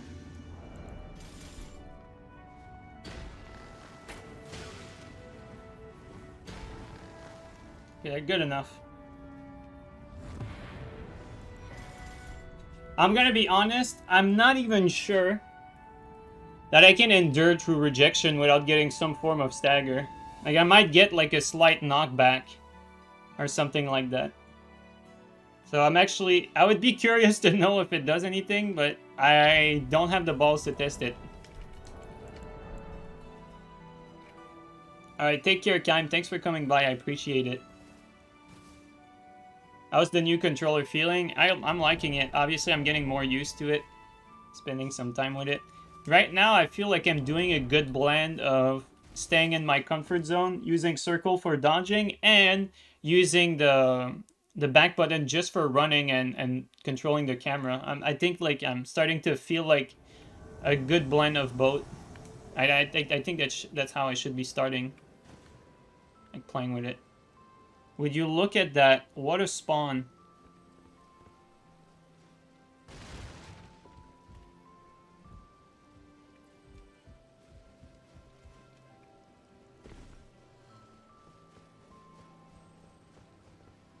Yeah, exactly, Steel. Like, Endure is not that reliable. Guys, do you think we can reach?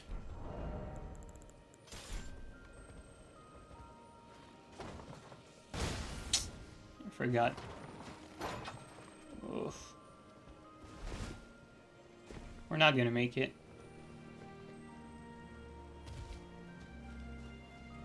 There's a blue, though.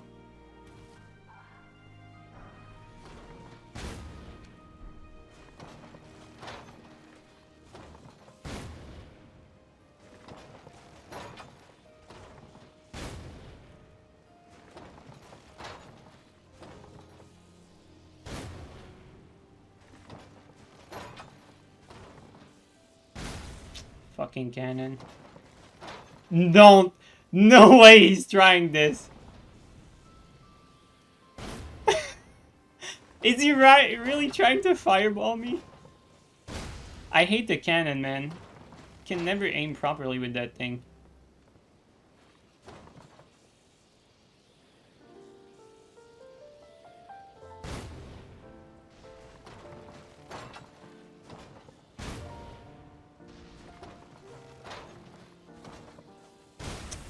Yeah, I hate the cannon. Well, let's go kill him.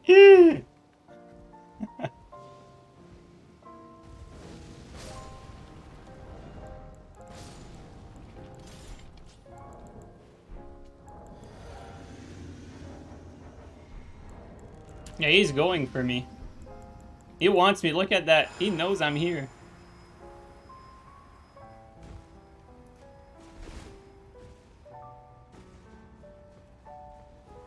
Oh yeah, light roll.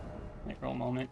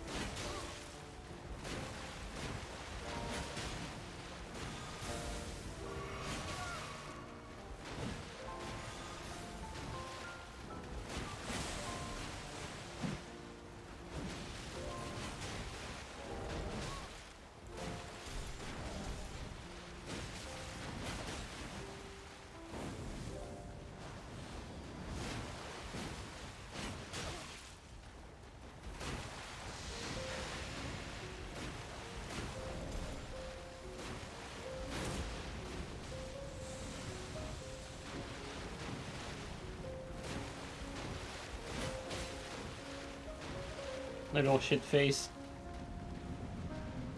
He just had enough latency, so I just could not, like, have the right timing, unfortunately. This game, man. Very little skill, honestly. Very little skill required. All you need is, you just need to know what works. What are the right setups?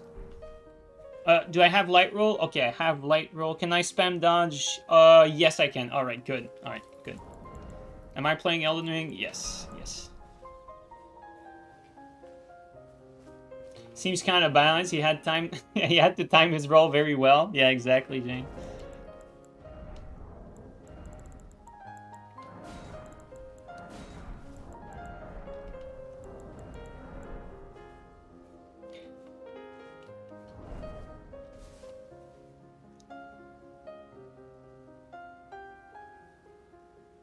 What was the claw weapon I was using? The Katar.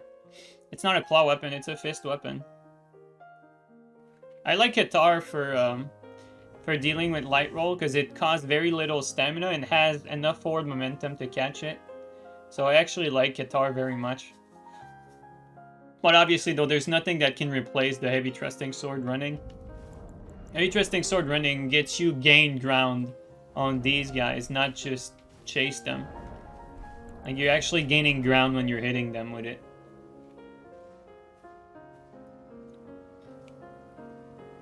It's just easier to dodge though, obviously.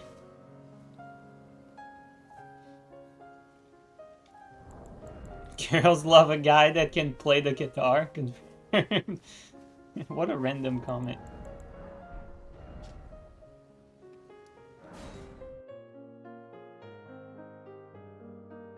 A single lens good? Yeah, absolutely. Is it better than double? No, but it's pretty good, yeah.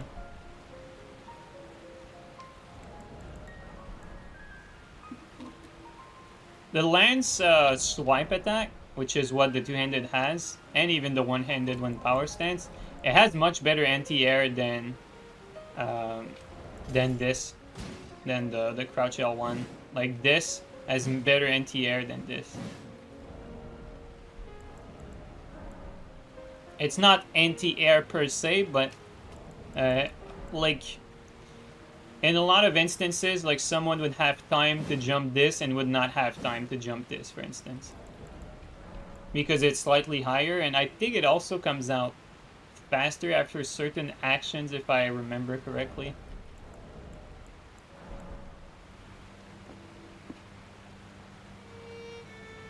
I have a feel for it, but I wouldn't be able to tell you exactly what.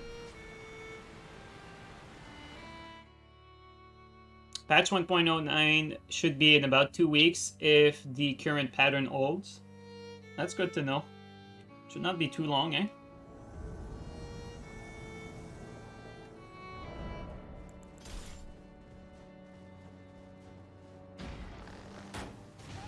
No, you don't.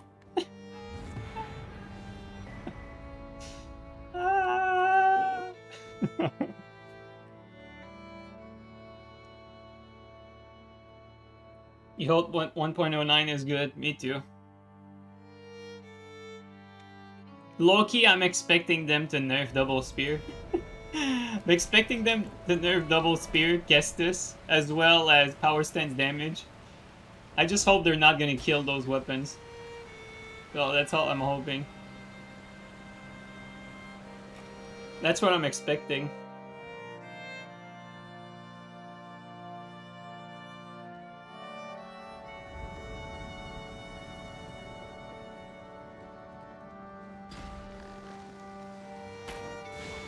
You gotta be kidding me.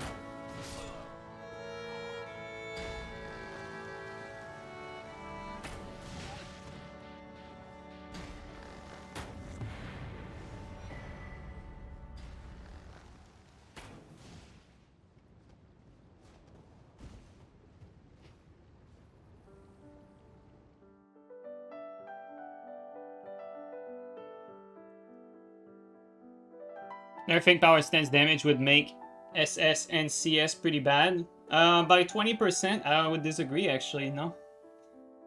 They would still do a lot of damage, they would just not win against every single... Like, they would just not win trades against literally everything in the game.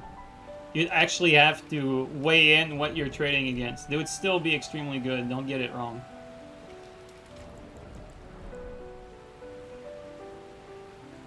Would they be as good? No, that's the whole point, but it's not like the type of nerf that kills a weapon class, though, that's what I'm saying. Like, nerfing the damage, unless like it's an extremely severe nerf, is you're not gonna kill a weapon class by nerfing damage by 20%.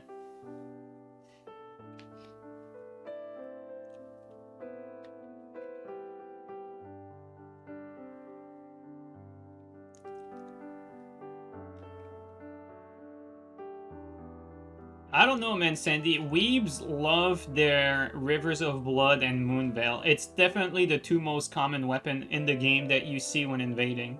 Definitely. They just love it. Also, Imagine Dalton, thank you so much for the resub. Really appreciate it. Much love to you too, dude. Don't think it will nerf the Fate and Magic spam. I don't think they will, even though they should probably take a look at magic damage in particular. Or actually Fate damage too, like the lightning. Remember when Scott came back for the Coliseum? He did like a lightning build, and all he did was stand in the middle of the arena spamming lightning, the red lightning thing, and just one-shot people doing that. I mean, I think that's compelling. It's compelling argument to like nerf the damage a little bit of some of those spells. But would it be better to nerf the damage of the spells or from the buffs, right? I think they should nerf the modifiers from a lot of the buffs. Like, maybe the physic doesn't need to have, like, as much of an increase in elemental damage in PvP, for instance. I don't know. I think there could be an argument, though, that when we're talking about, like, damage nerf, I think a lot of the buffs should be looked at for sure.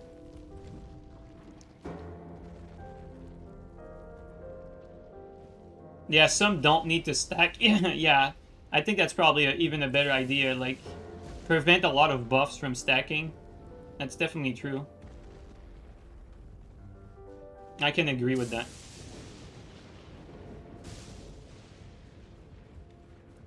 I considered at some point if the game should not, like, prevent, like, for instance, you from equipping, like, multiple of these, like, talisman at a time. So, like, for instance, you have, like, the claw talisman, like, all these talisman. I wonder if the game should not have, like, blocked 2 of these talisman to be up at the same time. I don't know.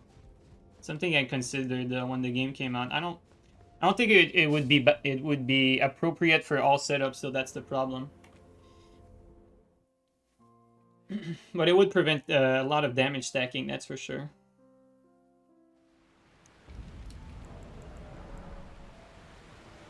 The double Great Jar Talisman. Well, that you can't do.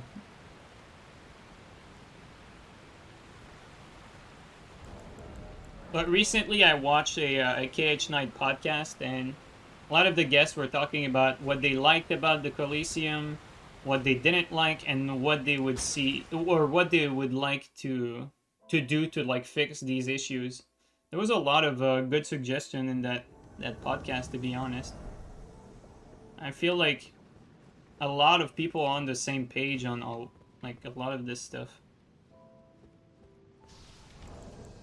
Where's that guy at? Actually, let's do that.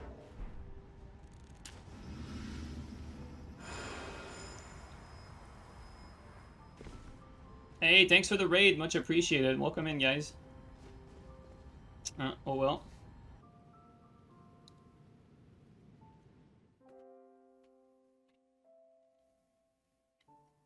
But yeah, honestly, I think, like, the incentive for PvP is definitely something that I think everyone agrees on. Like, that the game does not give enough of an incentive for new players to PvP. Like, you don't really get anything out of it. And, you know, that's even without considering that there's no Covenant in the game. So I really think, like, a PvP merchant where you can buy, like, all the consumables and stuff like that, man, that would incentivize people to PvP a lot more. If you could buy stuff with the rune arcs, if you give, like, arenas rune arc when you win arena matches, and then, like, one thing that would fix a lot of things, you introduce a horde mode or a boss rush mode in the arena. You reward players with rune arc when they do that, so right away you have an activity for PvE players to do that can be done offline, so that they can also take advantage of that rune arc shop, for instance. So you have a rune arc shop, you can buy all the consumables in the game there. You can probably buy, like, even some slabs, right, for like 10 rune arcs or whatever, or 20.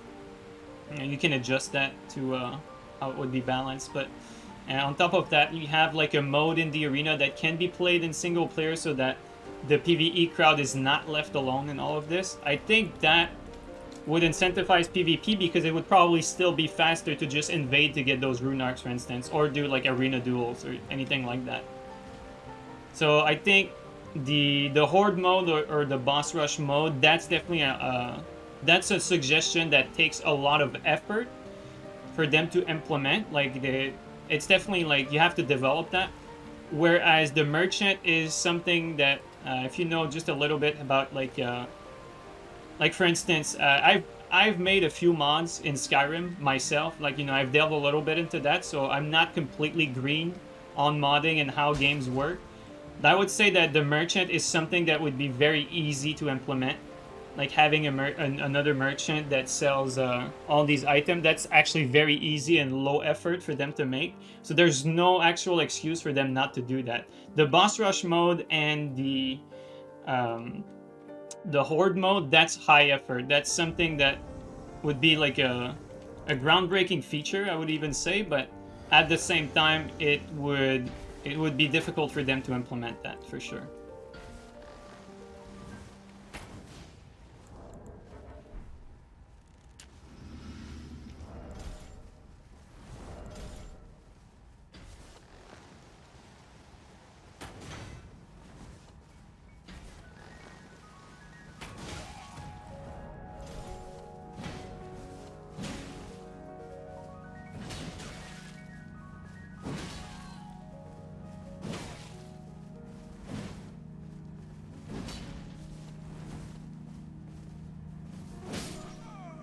bit of a weird fight. I don't really know what he was doing. What about Battle Royale? Well, Battle Royale takes, like... asking for Battle Royale, in my opinion, is unrealistic. Like, that's not just high effort, that's not even feasible. You cannot just introduce Battle Royale in a game like that. I mean, technically, it's technically possible, but, like this is like on an engine level. Like they have trouble like introducing a lot of players into multiplayer. Like just forget about Battle Royale. Like it's just not happening. Like you're not going to see it unless they make it into like a separate game, and from the get-go the development is scattered toward that. Like keep in mind, like even the Activision team had trouble putting together Warzone. Like it was difficult for them to adapt the Warzone, the engine that they're using. I forgot the name of the engine. Is it Frostbite? I forgot. They had trouble adapting that engine to be to work with Battle Royale. So if a studio like Activision has trouble doing that, I just cannot imagine how much From Software would have trouble with it.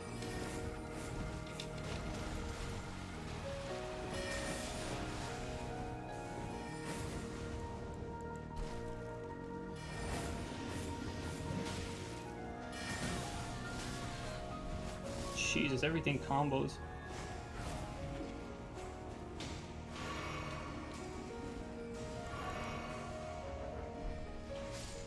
Frostbite is Battlefield? Yeah, my bad. I forgot which engine this one's called. Insane lock-on.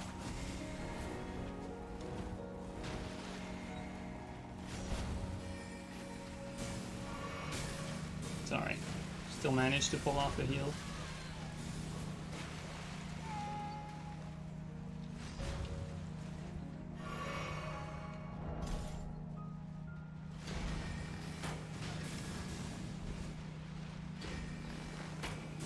Please die, thank you. Holy shit, Yem coming in strong!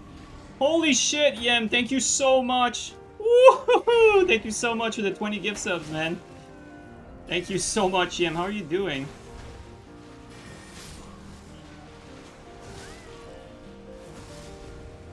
Alright, let's heal up. Let's kill that guy. Let's fist him. There you go. Yeah, thank you so much for all the 20 gift subs. Really appreciate it. Oh, you even gave a gift sub to Oroboro himself. Thank you so much, Yem. By the way, if Oro is here, Oro, Yem is actually a big fan of you. He copied a lot of your builds when the game came out, actually.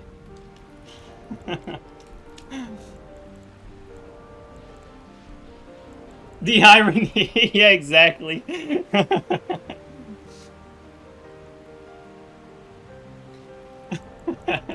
How's it going, man?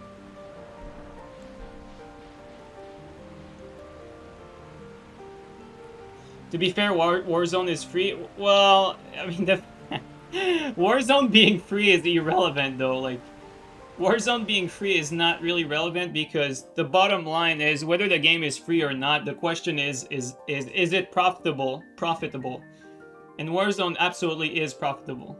Like doesn't matter how it's monetized. Like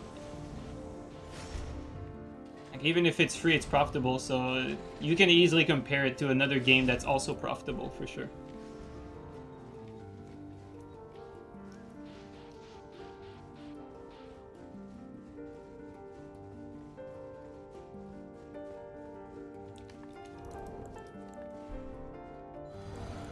You're saying though it's a live service.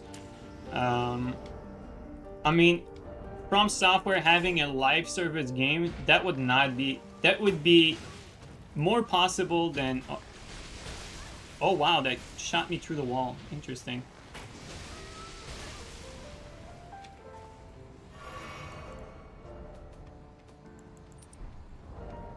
Ah.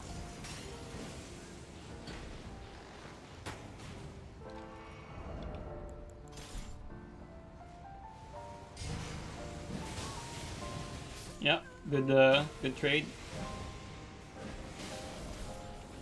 He actually fucked his teammate up. Beautiful. Oh, careful about that.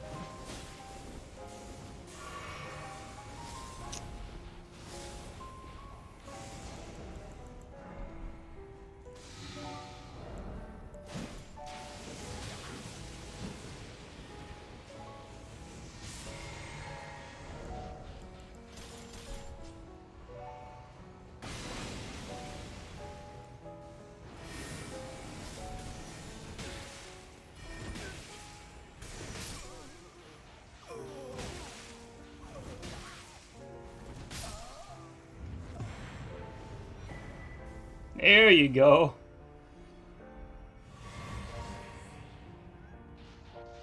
Have you ever DC'd? By accident, yes. Like, my connection... Like, I can probably count on one hand when that happened, but DCing, like, actually rage quitting, no. I have never done that. It is just not in my DNA to do that sort of stuff. But, like, we had DCs happen on accident, like, a few times in Dark Souls 3 for sure, but... I don't think that's really what you're asking, though.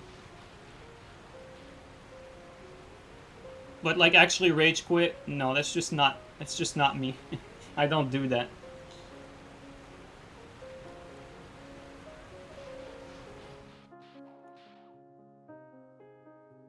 I've talked about this a little bit, though, when we did the 100 kill streak in Elden Ring, after I failed on the first attempt where I reached 95 and I died on the 95th attempt, that actually hurt me.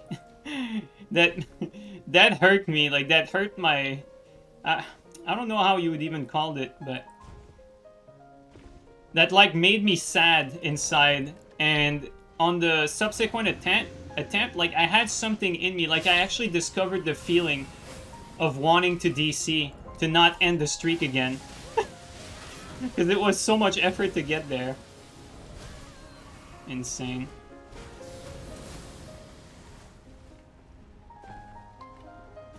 Like, for the first time, like, I think I've, like, experienced what it feels like to want to DC at some point when I did the 100 kill streak.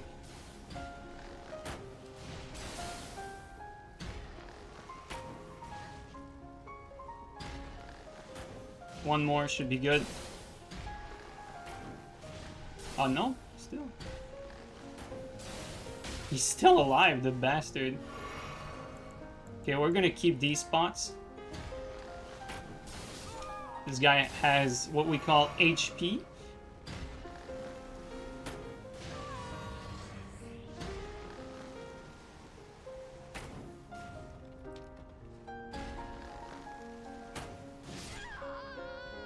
Okay.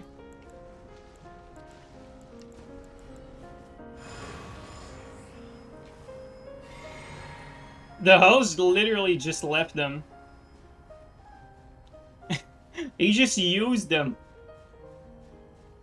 This host is just using his team for his own good.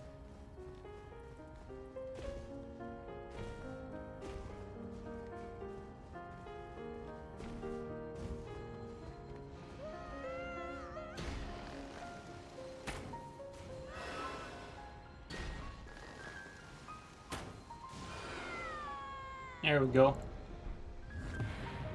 The host made the right choice, or did he? Or did he?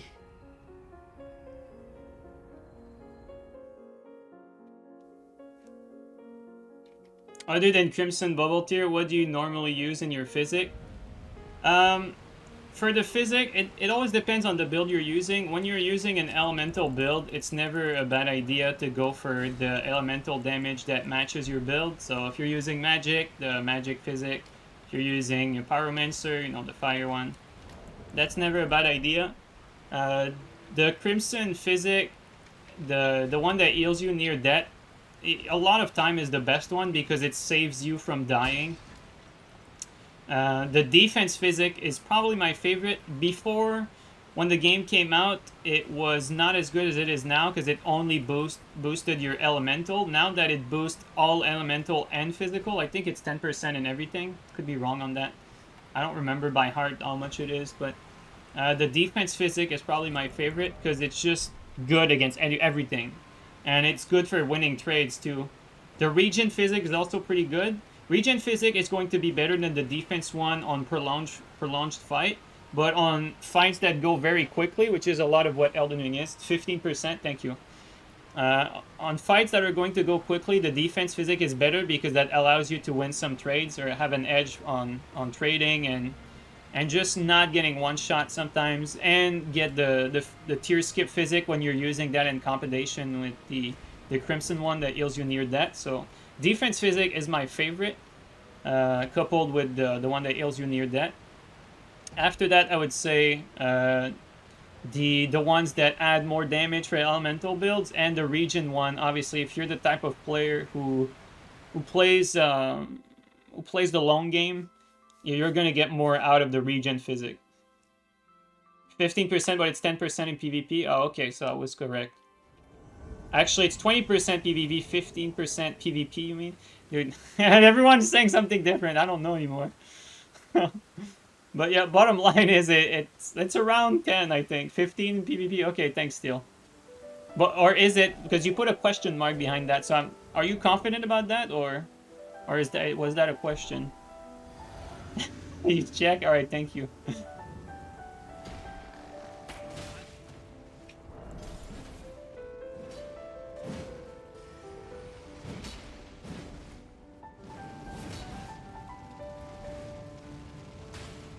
Gotta go fast, gotta go fast. Oh, the camera just like had this weird interaction.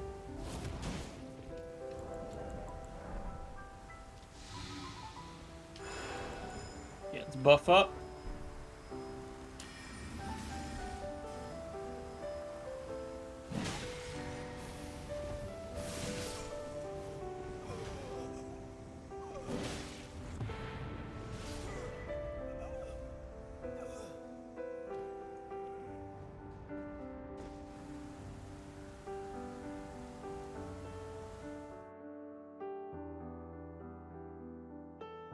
Okay, we have Steel here who's verifying information for us. For the whole chat.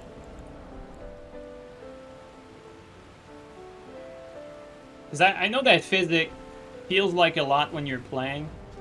And the numbers that you're going to see on screen when you use it is not going to be representative of the PvP one, but yeah.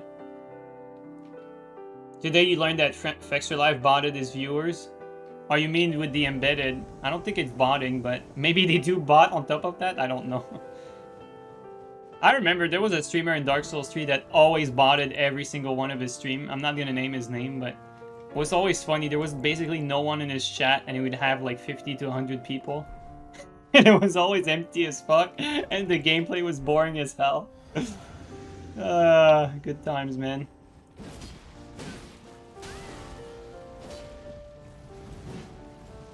Fuck it.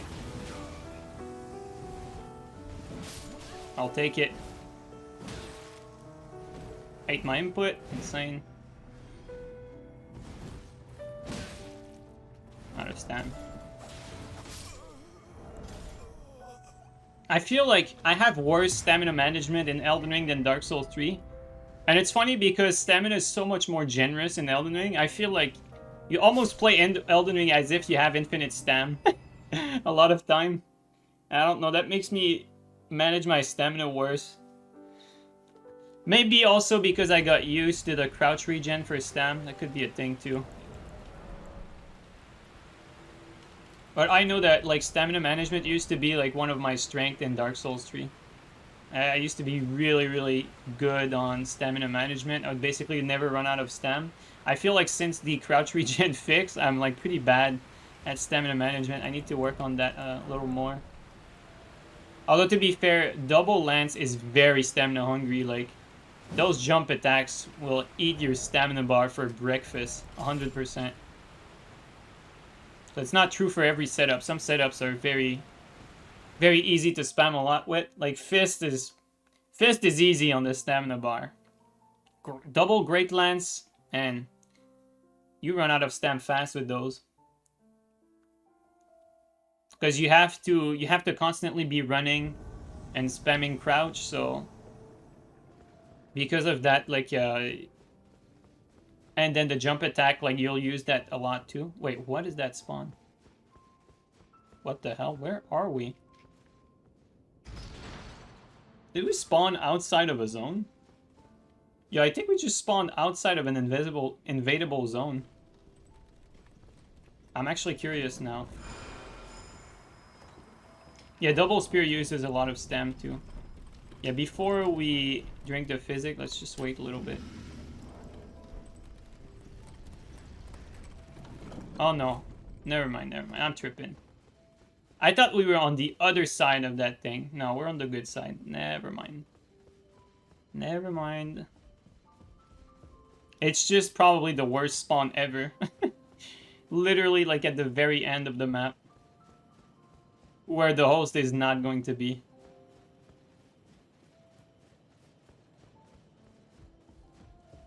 I'm actually wondering now why they spawned me there. It makes very little sense. Look at that. They spawned me so far just for that.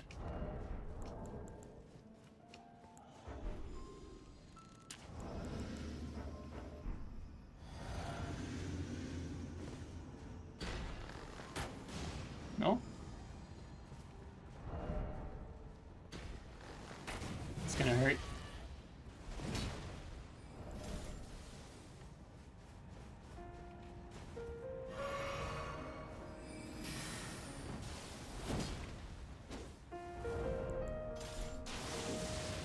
They didn't want to come.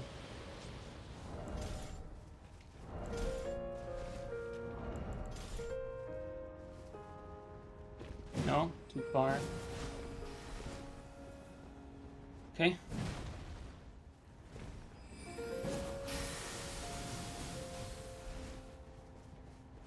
Are you coming? No? Okay. Do it. Just jump.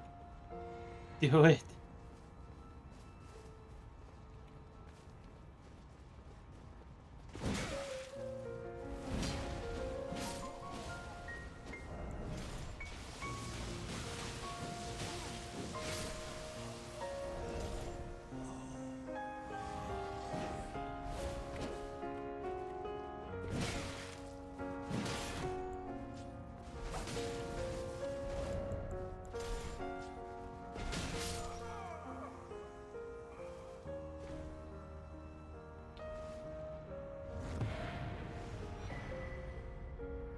So about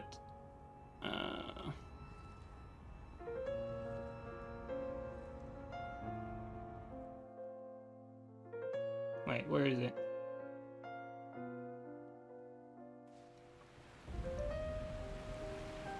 %15 PvP, Exalted Flesh is 10%, and the aromatic is 7.5. Wait, which aromatic is 7.5?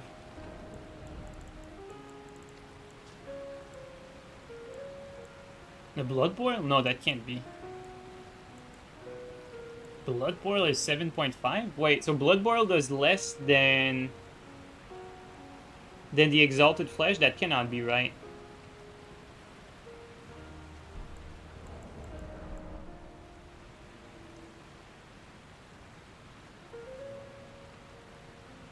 The uplifting? Uplifting is 7.5. Wait, uplifting. Uplifting though, doesn't that negate? Unless you said, is it 75? Did I read that wrong? No, 7.5. What the hell? Uplifting gives you damage? Wait, what? This? This gives me 7.5? This right here? You kidding me, right? It also gives damage? Oh my god, what the fuck? I did not even know that. What the hell? I never knew this! From all this time. Like, I use it literally all the time. I never knew it gave damage. Insane. Yeah, I see it. I did see it in the top left. Wow, that is crazy.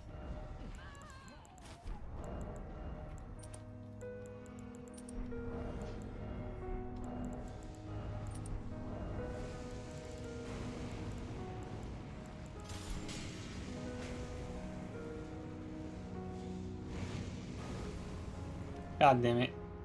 too far.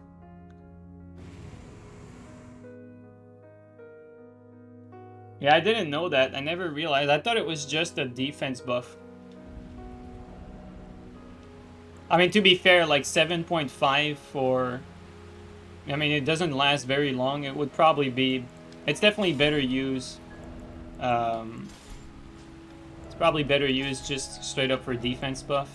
And like, the offense is like an extra. But still, that's... Probably stacks, I'm guessing, too. Robot, thank you so much for the resub for 7 months. Really appreciate. G cares about Elden Ring? Well, I definitely care about it. I wouldn't be so passionate about it if I didn't care, but... I would like to care more, though, for sure. I have the desire to get invested even more in the game, but there's always some things that kind of hold me back, like when stuff like aim punch happens, you know, that sort of... When you get like one-shot combo, like some of these, you know what I mean, guys, right? Like the frustrating things that should not be in the game. I feel like aim punch is a big one too. No one likes aim punch, like no one.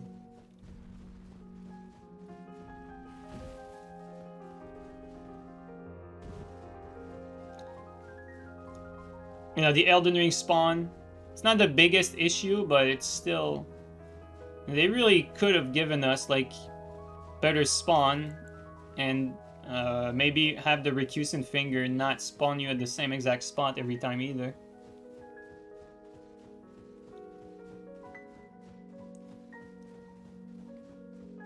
But yeah, I mean, don't get me wrong, like, the game is still enjoyable despite all of that, for sure. It's just that it's always there. Like, these issues are always there to remind you that could have been a lot better.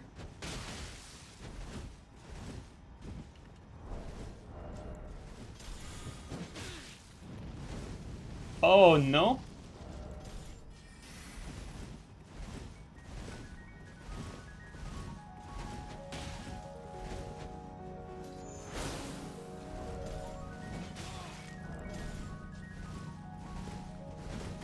Insane rock.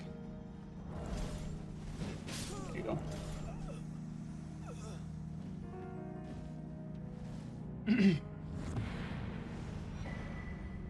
It's hard for you to keep enjoying it as much as your first playthrough. Well, to be fair, I don't think it's fair to compare your enjoyment to your first playthrough, because the first playthroughs are always a lot better. No matter what you're playing, when you don't know what to expect, it's always more enjoyable. Like, the surprise is never something I think you can replicate. So I don't think it's fair to compare it to your first playthrough. What would be fair to compare it to would be, like, your impression of your Elden Ring first playthrough with your impression of, like, another Souls game's first playthrough. That could be a good comparison, I think, or a better one. Have I ever tried In Fate? Yeah, I have. I had the Lord of Scum build, which was based around Wave of Piss and Moonveil. Had the minimum stats for both and had some dexterity. And was the whole idea was basically to spam Moonveil and Wave of Piss. And it worked like a bit too well in Invasions.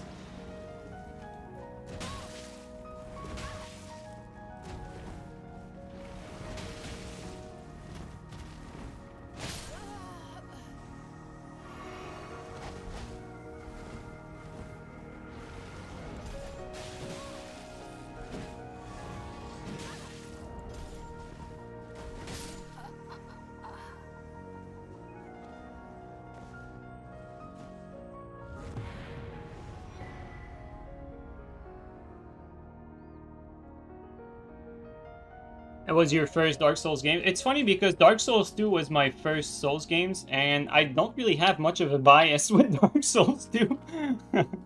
And I have, like, you know, it's not like I barely played it or anything. Like, I have, like, over 1k hours in Dark Souls 2. And it was the first Souls games that I played, and it made me discover how much I like these types of games. And I remember when I was playing Dark Souls 2, I would, like, back when I played Dark Souls 2, I used to also play Armored Core 5 and Verdict Day, and I used to still play Rainbow Six Vegas 2 competitively at that time, and so I kept looking at Dark Souls 2 from the same eyes, you know, very critical, obviously. And I was always getting pissed by getting matched up in the arena with people that were max level. I always thought max level was stupid, even when I started the Souls games. And I also thought that the Jester... Remember the Jester outfit that prevented backstabs? I always thought that was, like, brain dead to add that into the game, that it made no sense.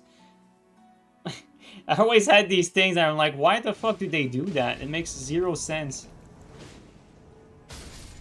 Remember, like, those who played Dark Souls 2, like, all the overleveled scrub who would wear the Jester outfit, coupled with, like, the smoldering helmet, that sort of stuff? I always thought that was so dumb. Back when I played Dark Souls 2.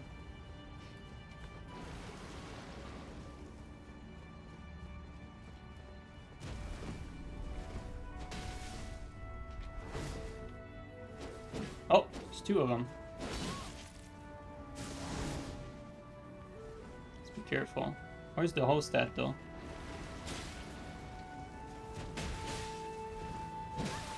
I have some extra reach, eh?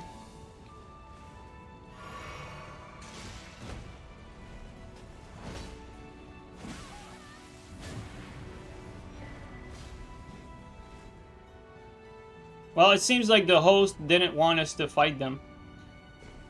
It's unfortunate.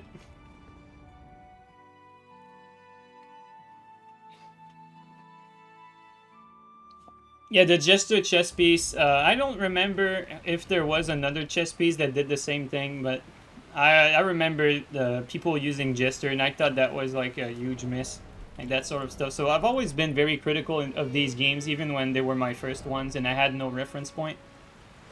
But the reason, like, you're not critical like that if you don't like something and want it to improve, though. Don't get it wrong. It's not like complaining for the sake of never being satisfied. It's never being satisfied because you know it could be better. And guess what? One thing that actually pleased me very much was when Miyazaki won the Game of the Year for Elden Ring and Best Game Direction. And the first thing he said, instead of saying, yeah, we made this amazing game, he said, we're gonna make better next time. To me, I love that. This is something that I absolutely can relate with, and a quality that I love, and I feel the same way myself. Like, when you make something good, like, his first reflex, Miyazaki, was like, yeah, but we're gonna make it even better. So I love that. I'm actually confident that From Software is going to do good in the future, like, regardless of the missteps along the way, right?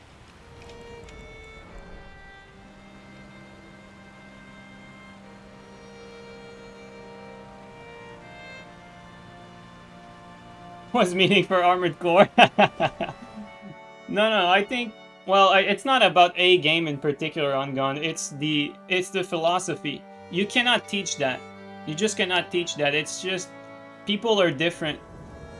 And Miyazaki has that, so I like that. It's good for us, for sure. Wow, that has some reach.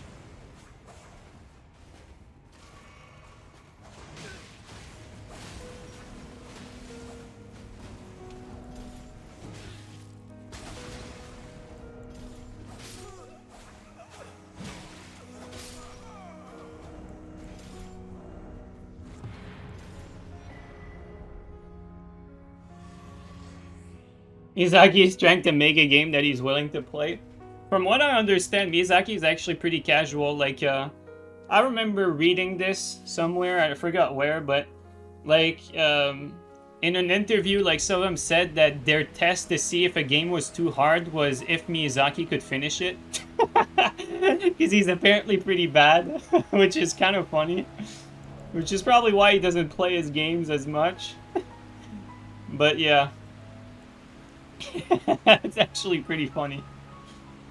Like this isn't. I don't think that's a rumor. Like, I remember, like, reading that in an interview somewhere, that they legitimately test their games to see if they're too hard, if Miyazaki can finish it or not. So I think they adjust bosses, the difficulty of their game, based off of if Miyazaki is able to beat it or not. It's quite funny stuff, really.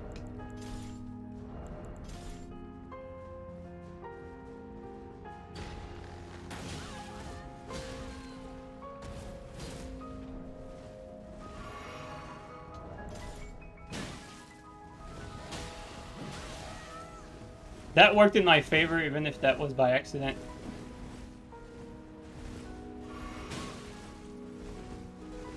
Okay, that's bad. I think I hit all 3 of them.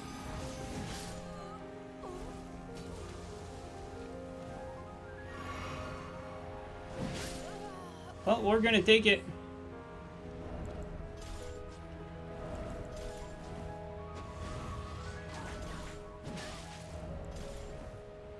Oh, nice lag. Nice. Okay.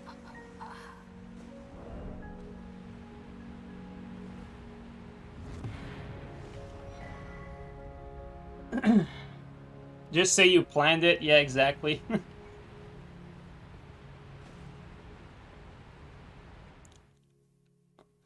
I don't think you see a lot of people that do the Great Lance running not by accident.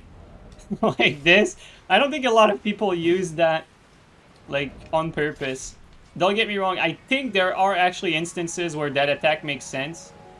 Like sometimes when someone is going to cast something that's very slow, you're probably going to get like a lot of damage off of that. But even then, would it be better to do jumping? I don't know.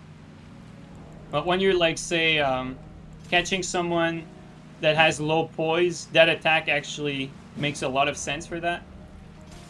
But yeah, you rarely see it on purpose.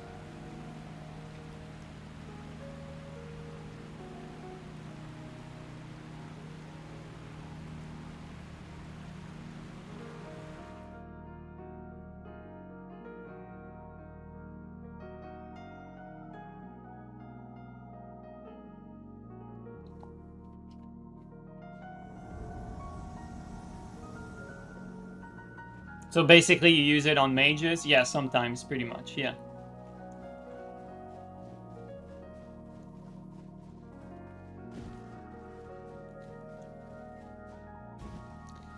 Pretty much, pretty much.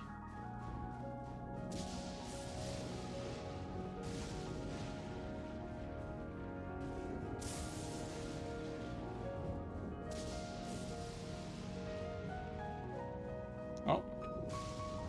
You know what?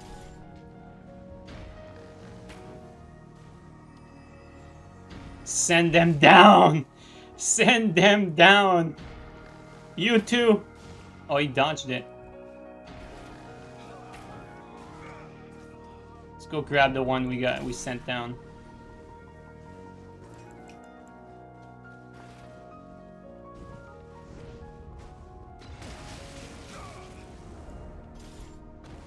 Actually, does it work? I think it... Oh yeah, it works, okay.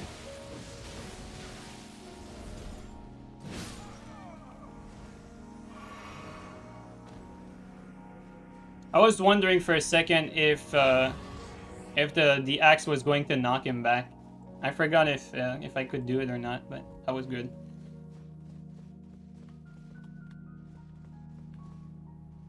Where are they at?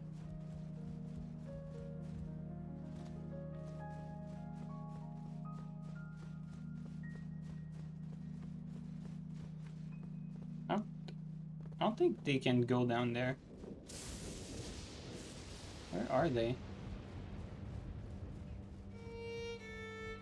Did they go down to like help their friend or something?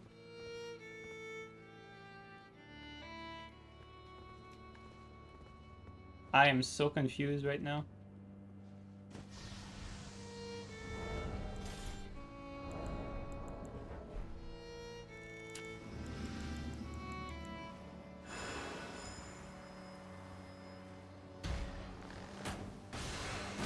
I'll take it.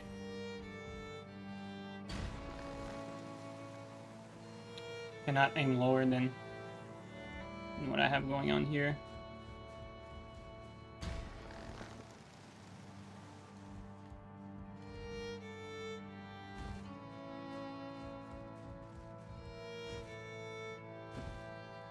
Okay, the host went back to the side of grace, I think.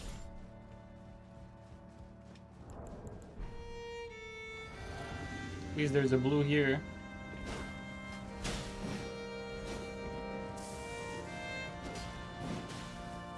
No punish. Okay, this guy has high lat. Careful about the pew-pews. Let's get some blue. Got two blues to fight.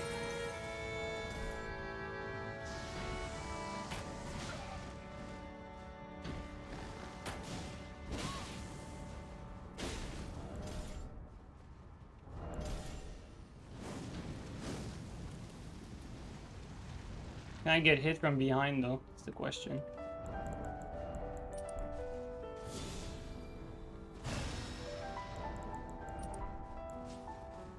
Nope. Okay, they're all three here. And one of them is laggy. Great.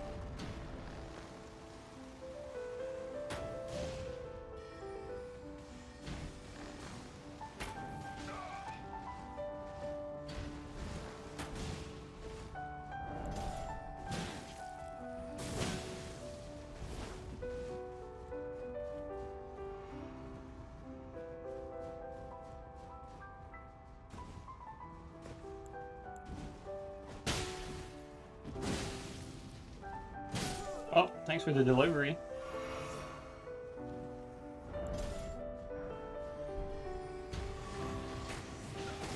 He doesn't do a lot of damage and has no HP, so the only challenge here is going to be that blue that looks like he knows somewhat of what he's doing. As long as he doesn't get pew-pew support, we should be good. But he does have pew-pew support. Although the pew-pew doesn't do that much.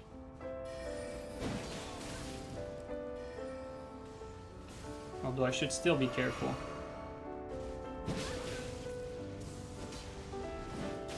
He has very high lat though. Like extremely high at the... Like what the fuck? That's actually ridiculous, what the hell?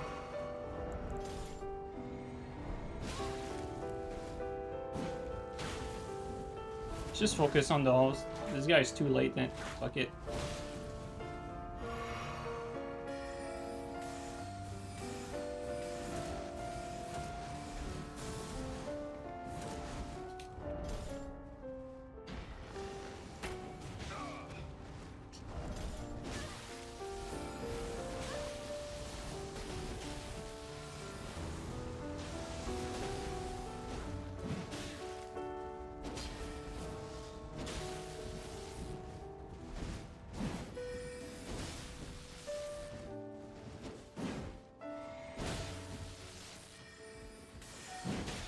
High already.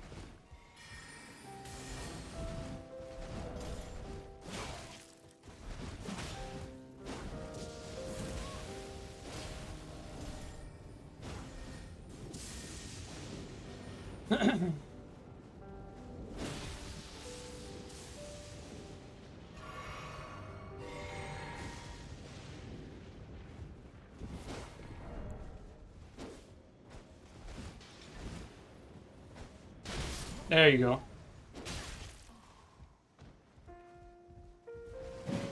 God, this guy's latency is so dog shit.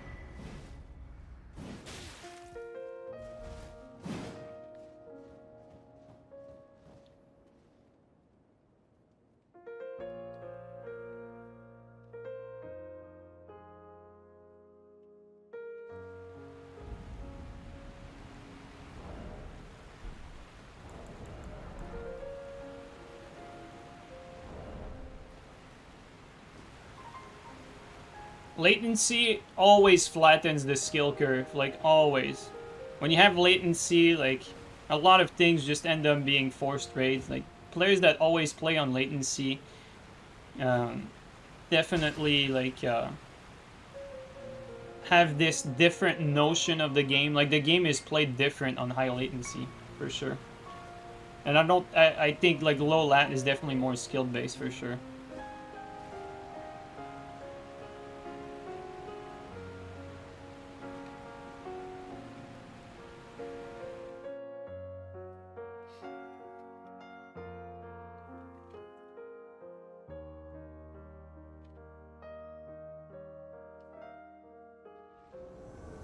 You're gonna make a macro to spam L2, R1, L2. I can't wait to see it. So we see the archer activated here. So that means...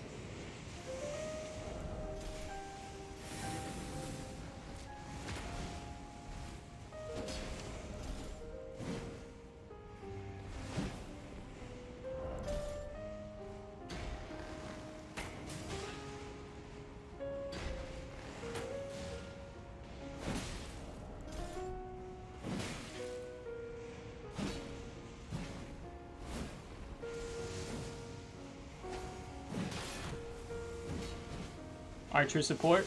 Yeah.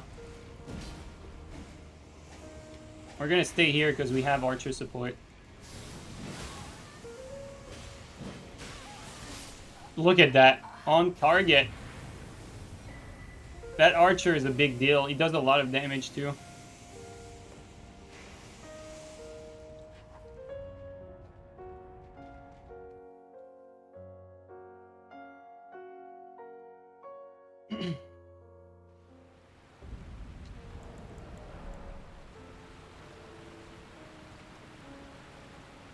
What's my favorite Ash of War for the gravesite? So far I like Chilling Mist because it gives me a nice mix-up from this. Like, it has a timing that works well, so like, when you do this a lot, like the timing for this is just, it works well for the mix-up pretty much. So that's why I like it. Like, different weapons need different timings for their mix-up. Like, for instance, the Great Lance doesn't really need a mix-up, but if you were to mix up like a timing with this, like Impaling Thrust kind of works for this timing, for instance, whereas for Claymore, I don't find Impaling Thrust to be very good for Claymore because Claymore has a timing with this, this, and then this is like the third timing with Piercing Fang. So I think Piercing Fang works very well on Claymore because of that. It always depends on the weapon. Like, some weapons need different timings than others.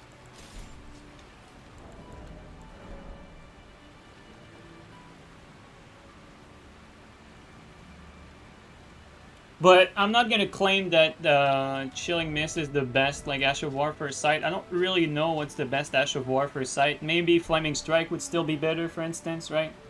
Maybe, I don't know. Have you ever used Piercing Fang on Lance? Yeah, Piercing Fang, I think, is underrated in competitive 2v2s. And 2v2s, Piercing Fang is basically a spell with infinite tracking that does like 800 damage or so. I think Piercing Fang is actually underrated in competitive 2v2.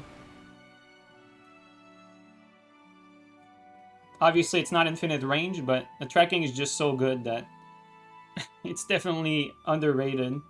Because the release for Piercing Fang, like, you see, right, you see the startup, like, the guy, like, prepares, put the weapon above his head or whatever.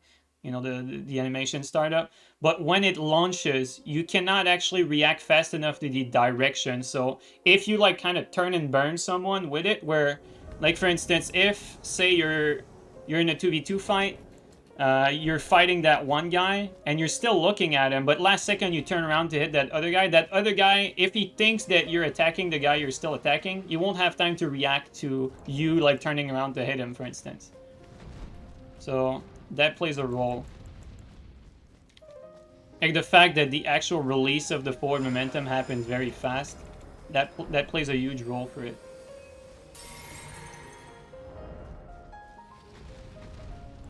Forgot to do that. Alright, let's see what you got.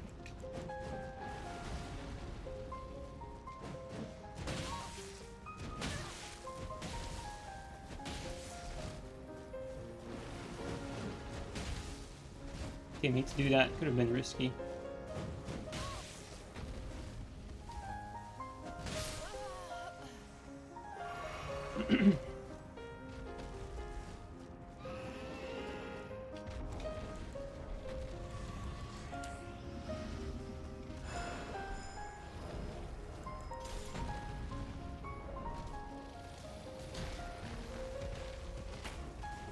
No hit. Interesting. Okay, that's why. That's why. It's not gonna take a hit.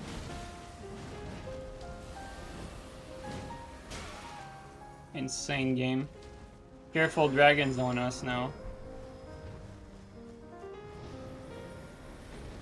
Not sure what the dragon is doing.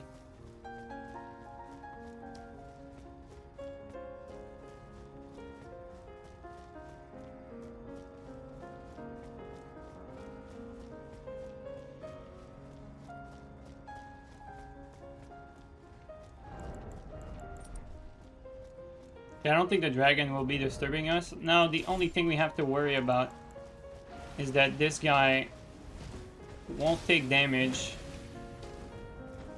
when he should. Like, I don't know if that frostbot hit him. We're gonna figure out in a few seconds. I'm out of frostbots, great.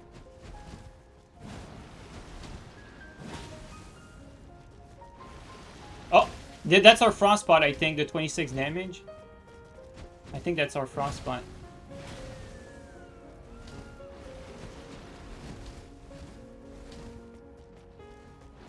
And this guy is powerful. It's a good player.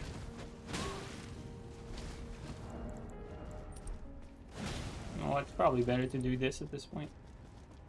Oh, also, you know what? Do this.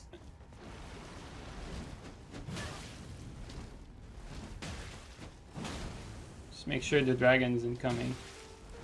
Okay, we got the bleed proc, I think.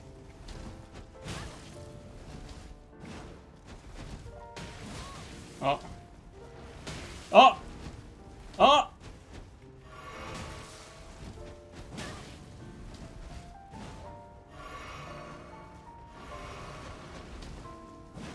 Yes! What the fuck?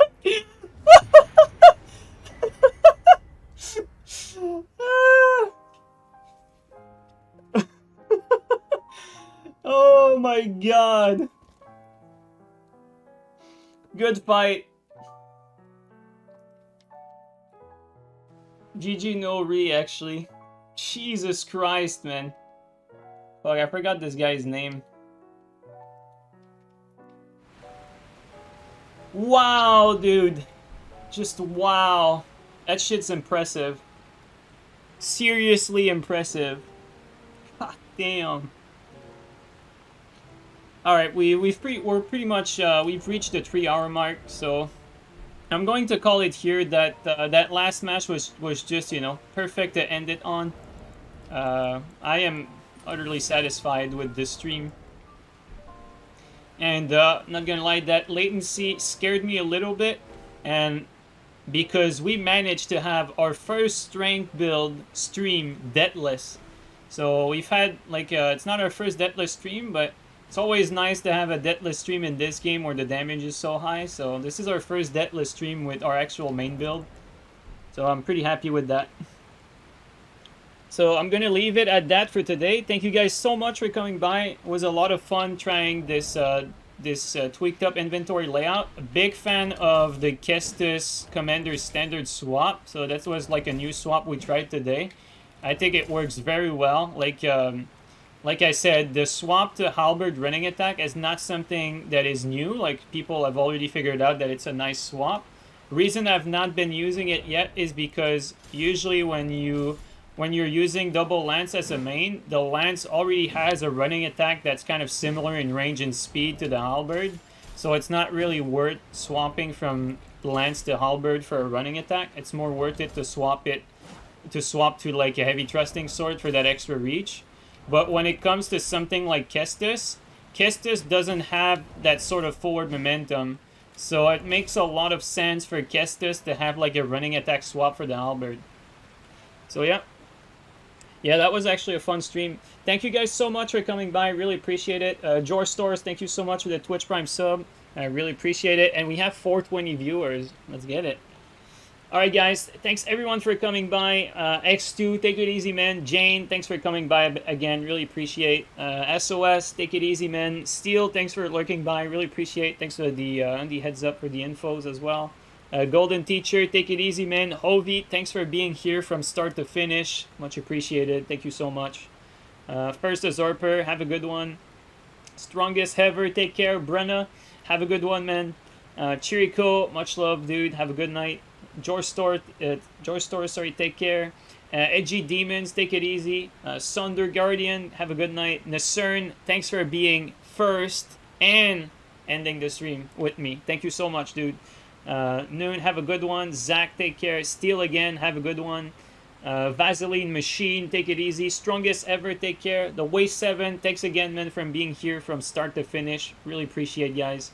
Robot, thank you so much for the support again. Take care, man. MRT, nice to see you, dude. See you, man. Shino, have a good one. August Hands, bye. Your average Firefox, take it easy. Belmonk, have a good one. Gene, later, man. Cold Coffee, have a good night. Samurai, take it easy. Alright, guys, let's raid someone. Let's find someone to raid. See who's on. We got Night Lord, we got Goldie, we got Coop, Montage, Goffer. There's actually a bunch of people. Ravia. Okay, I can't raid everyone. Let's raid, we have not raided Goldie in a while, so let's raid Goldie for today. I've raided Night Lord a few times recently, so let's go with Goldie. I haven't raided Goldie in a little bit.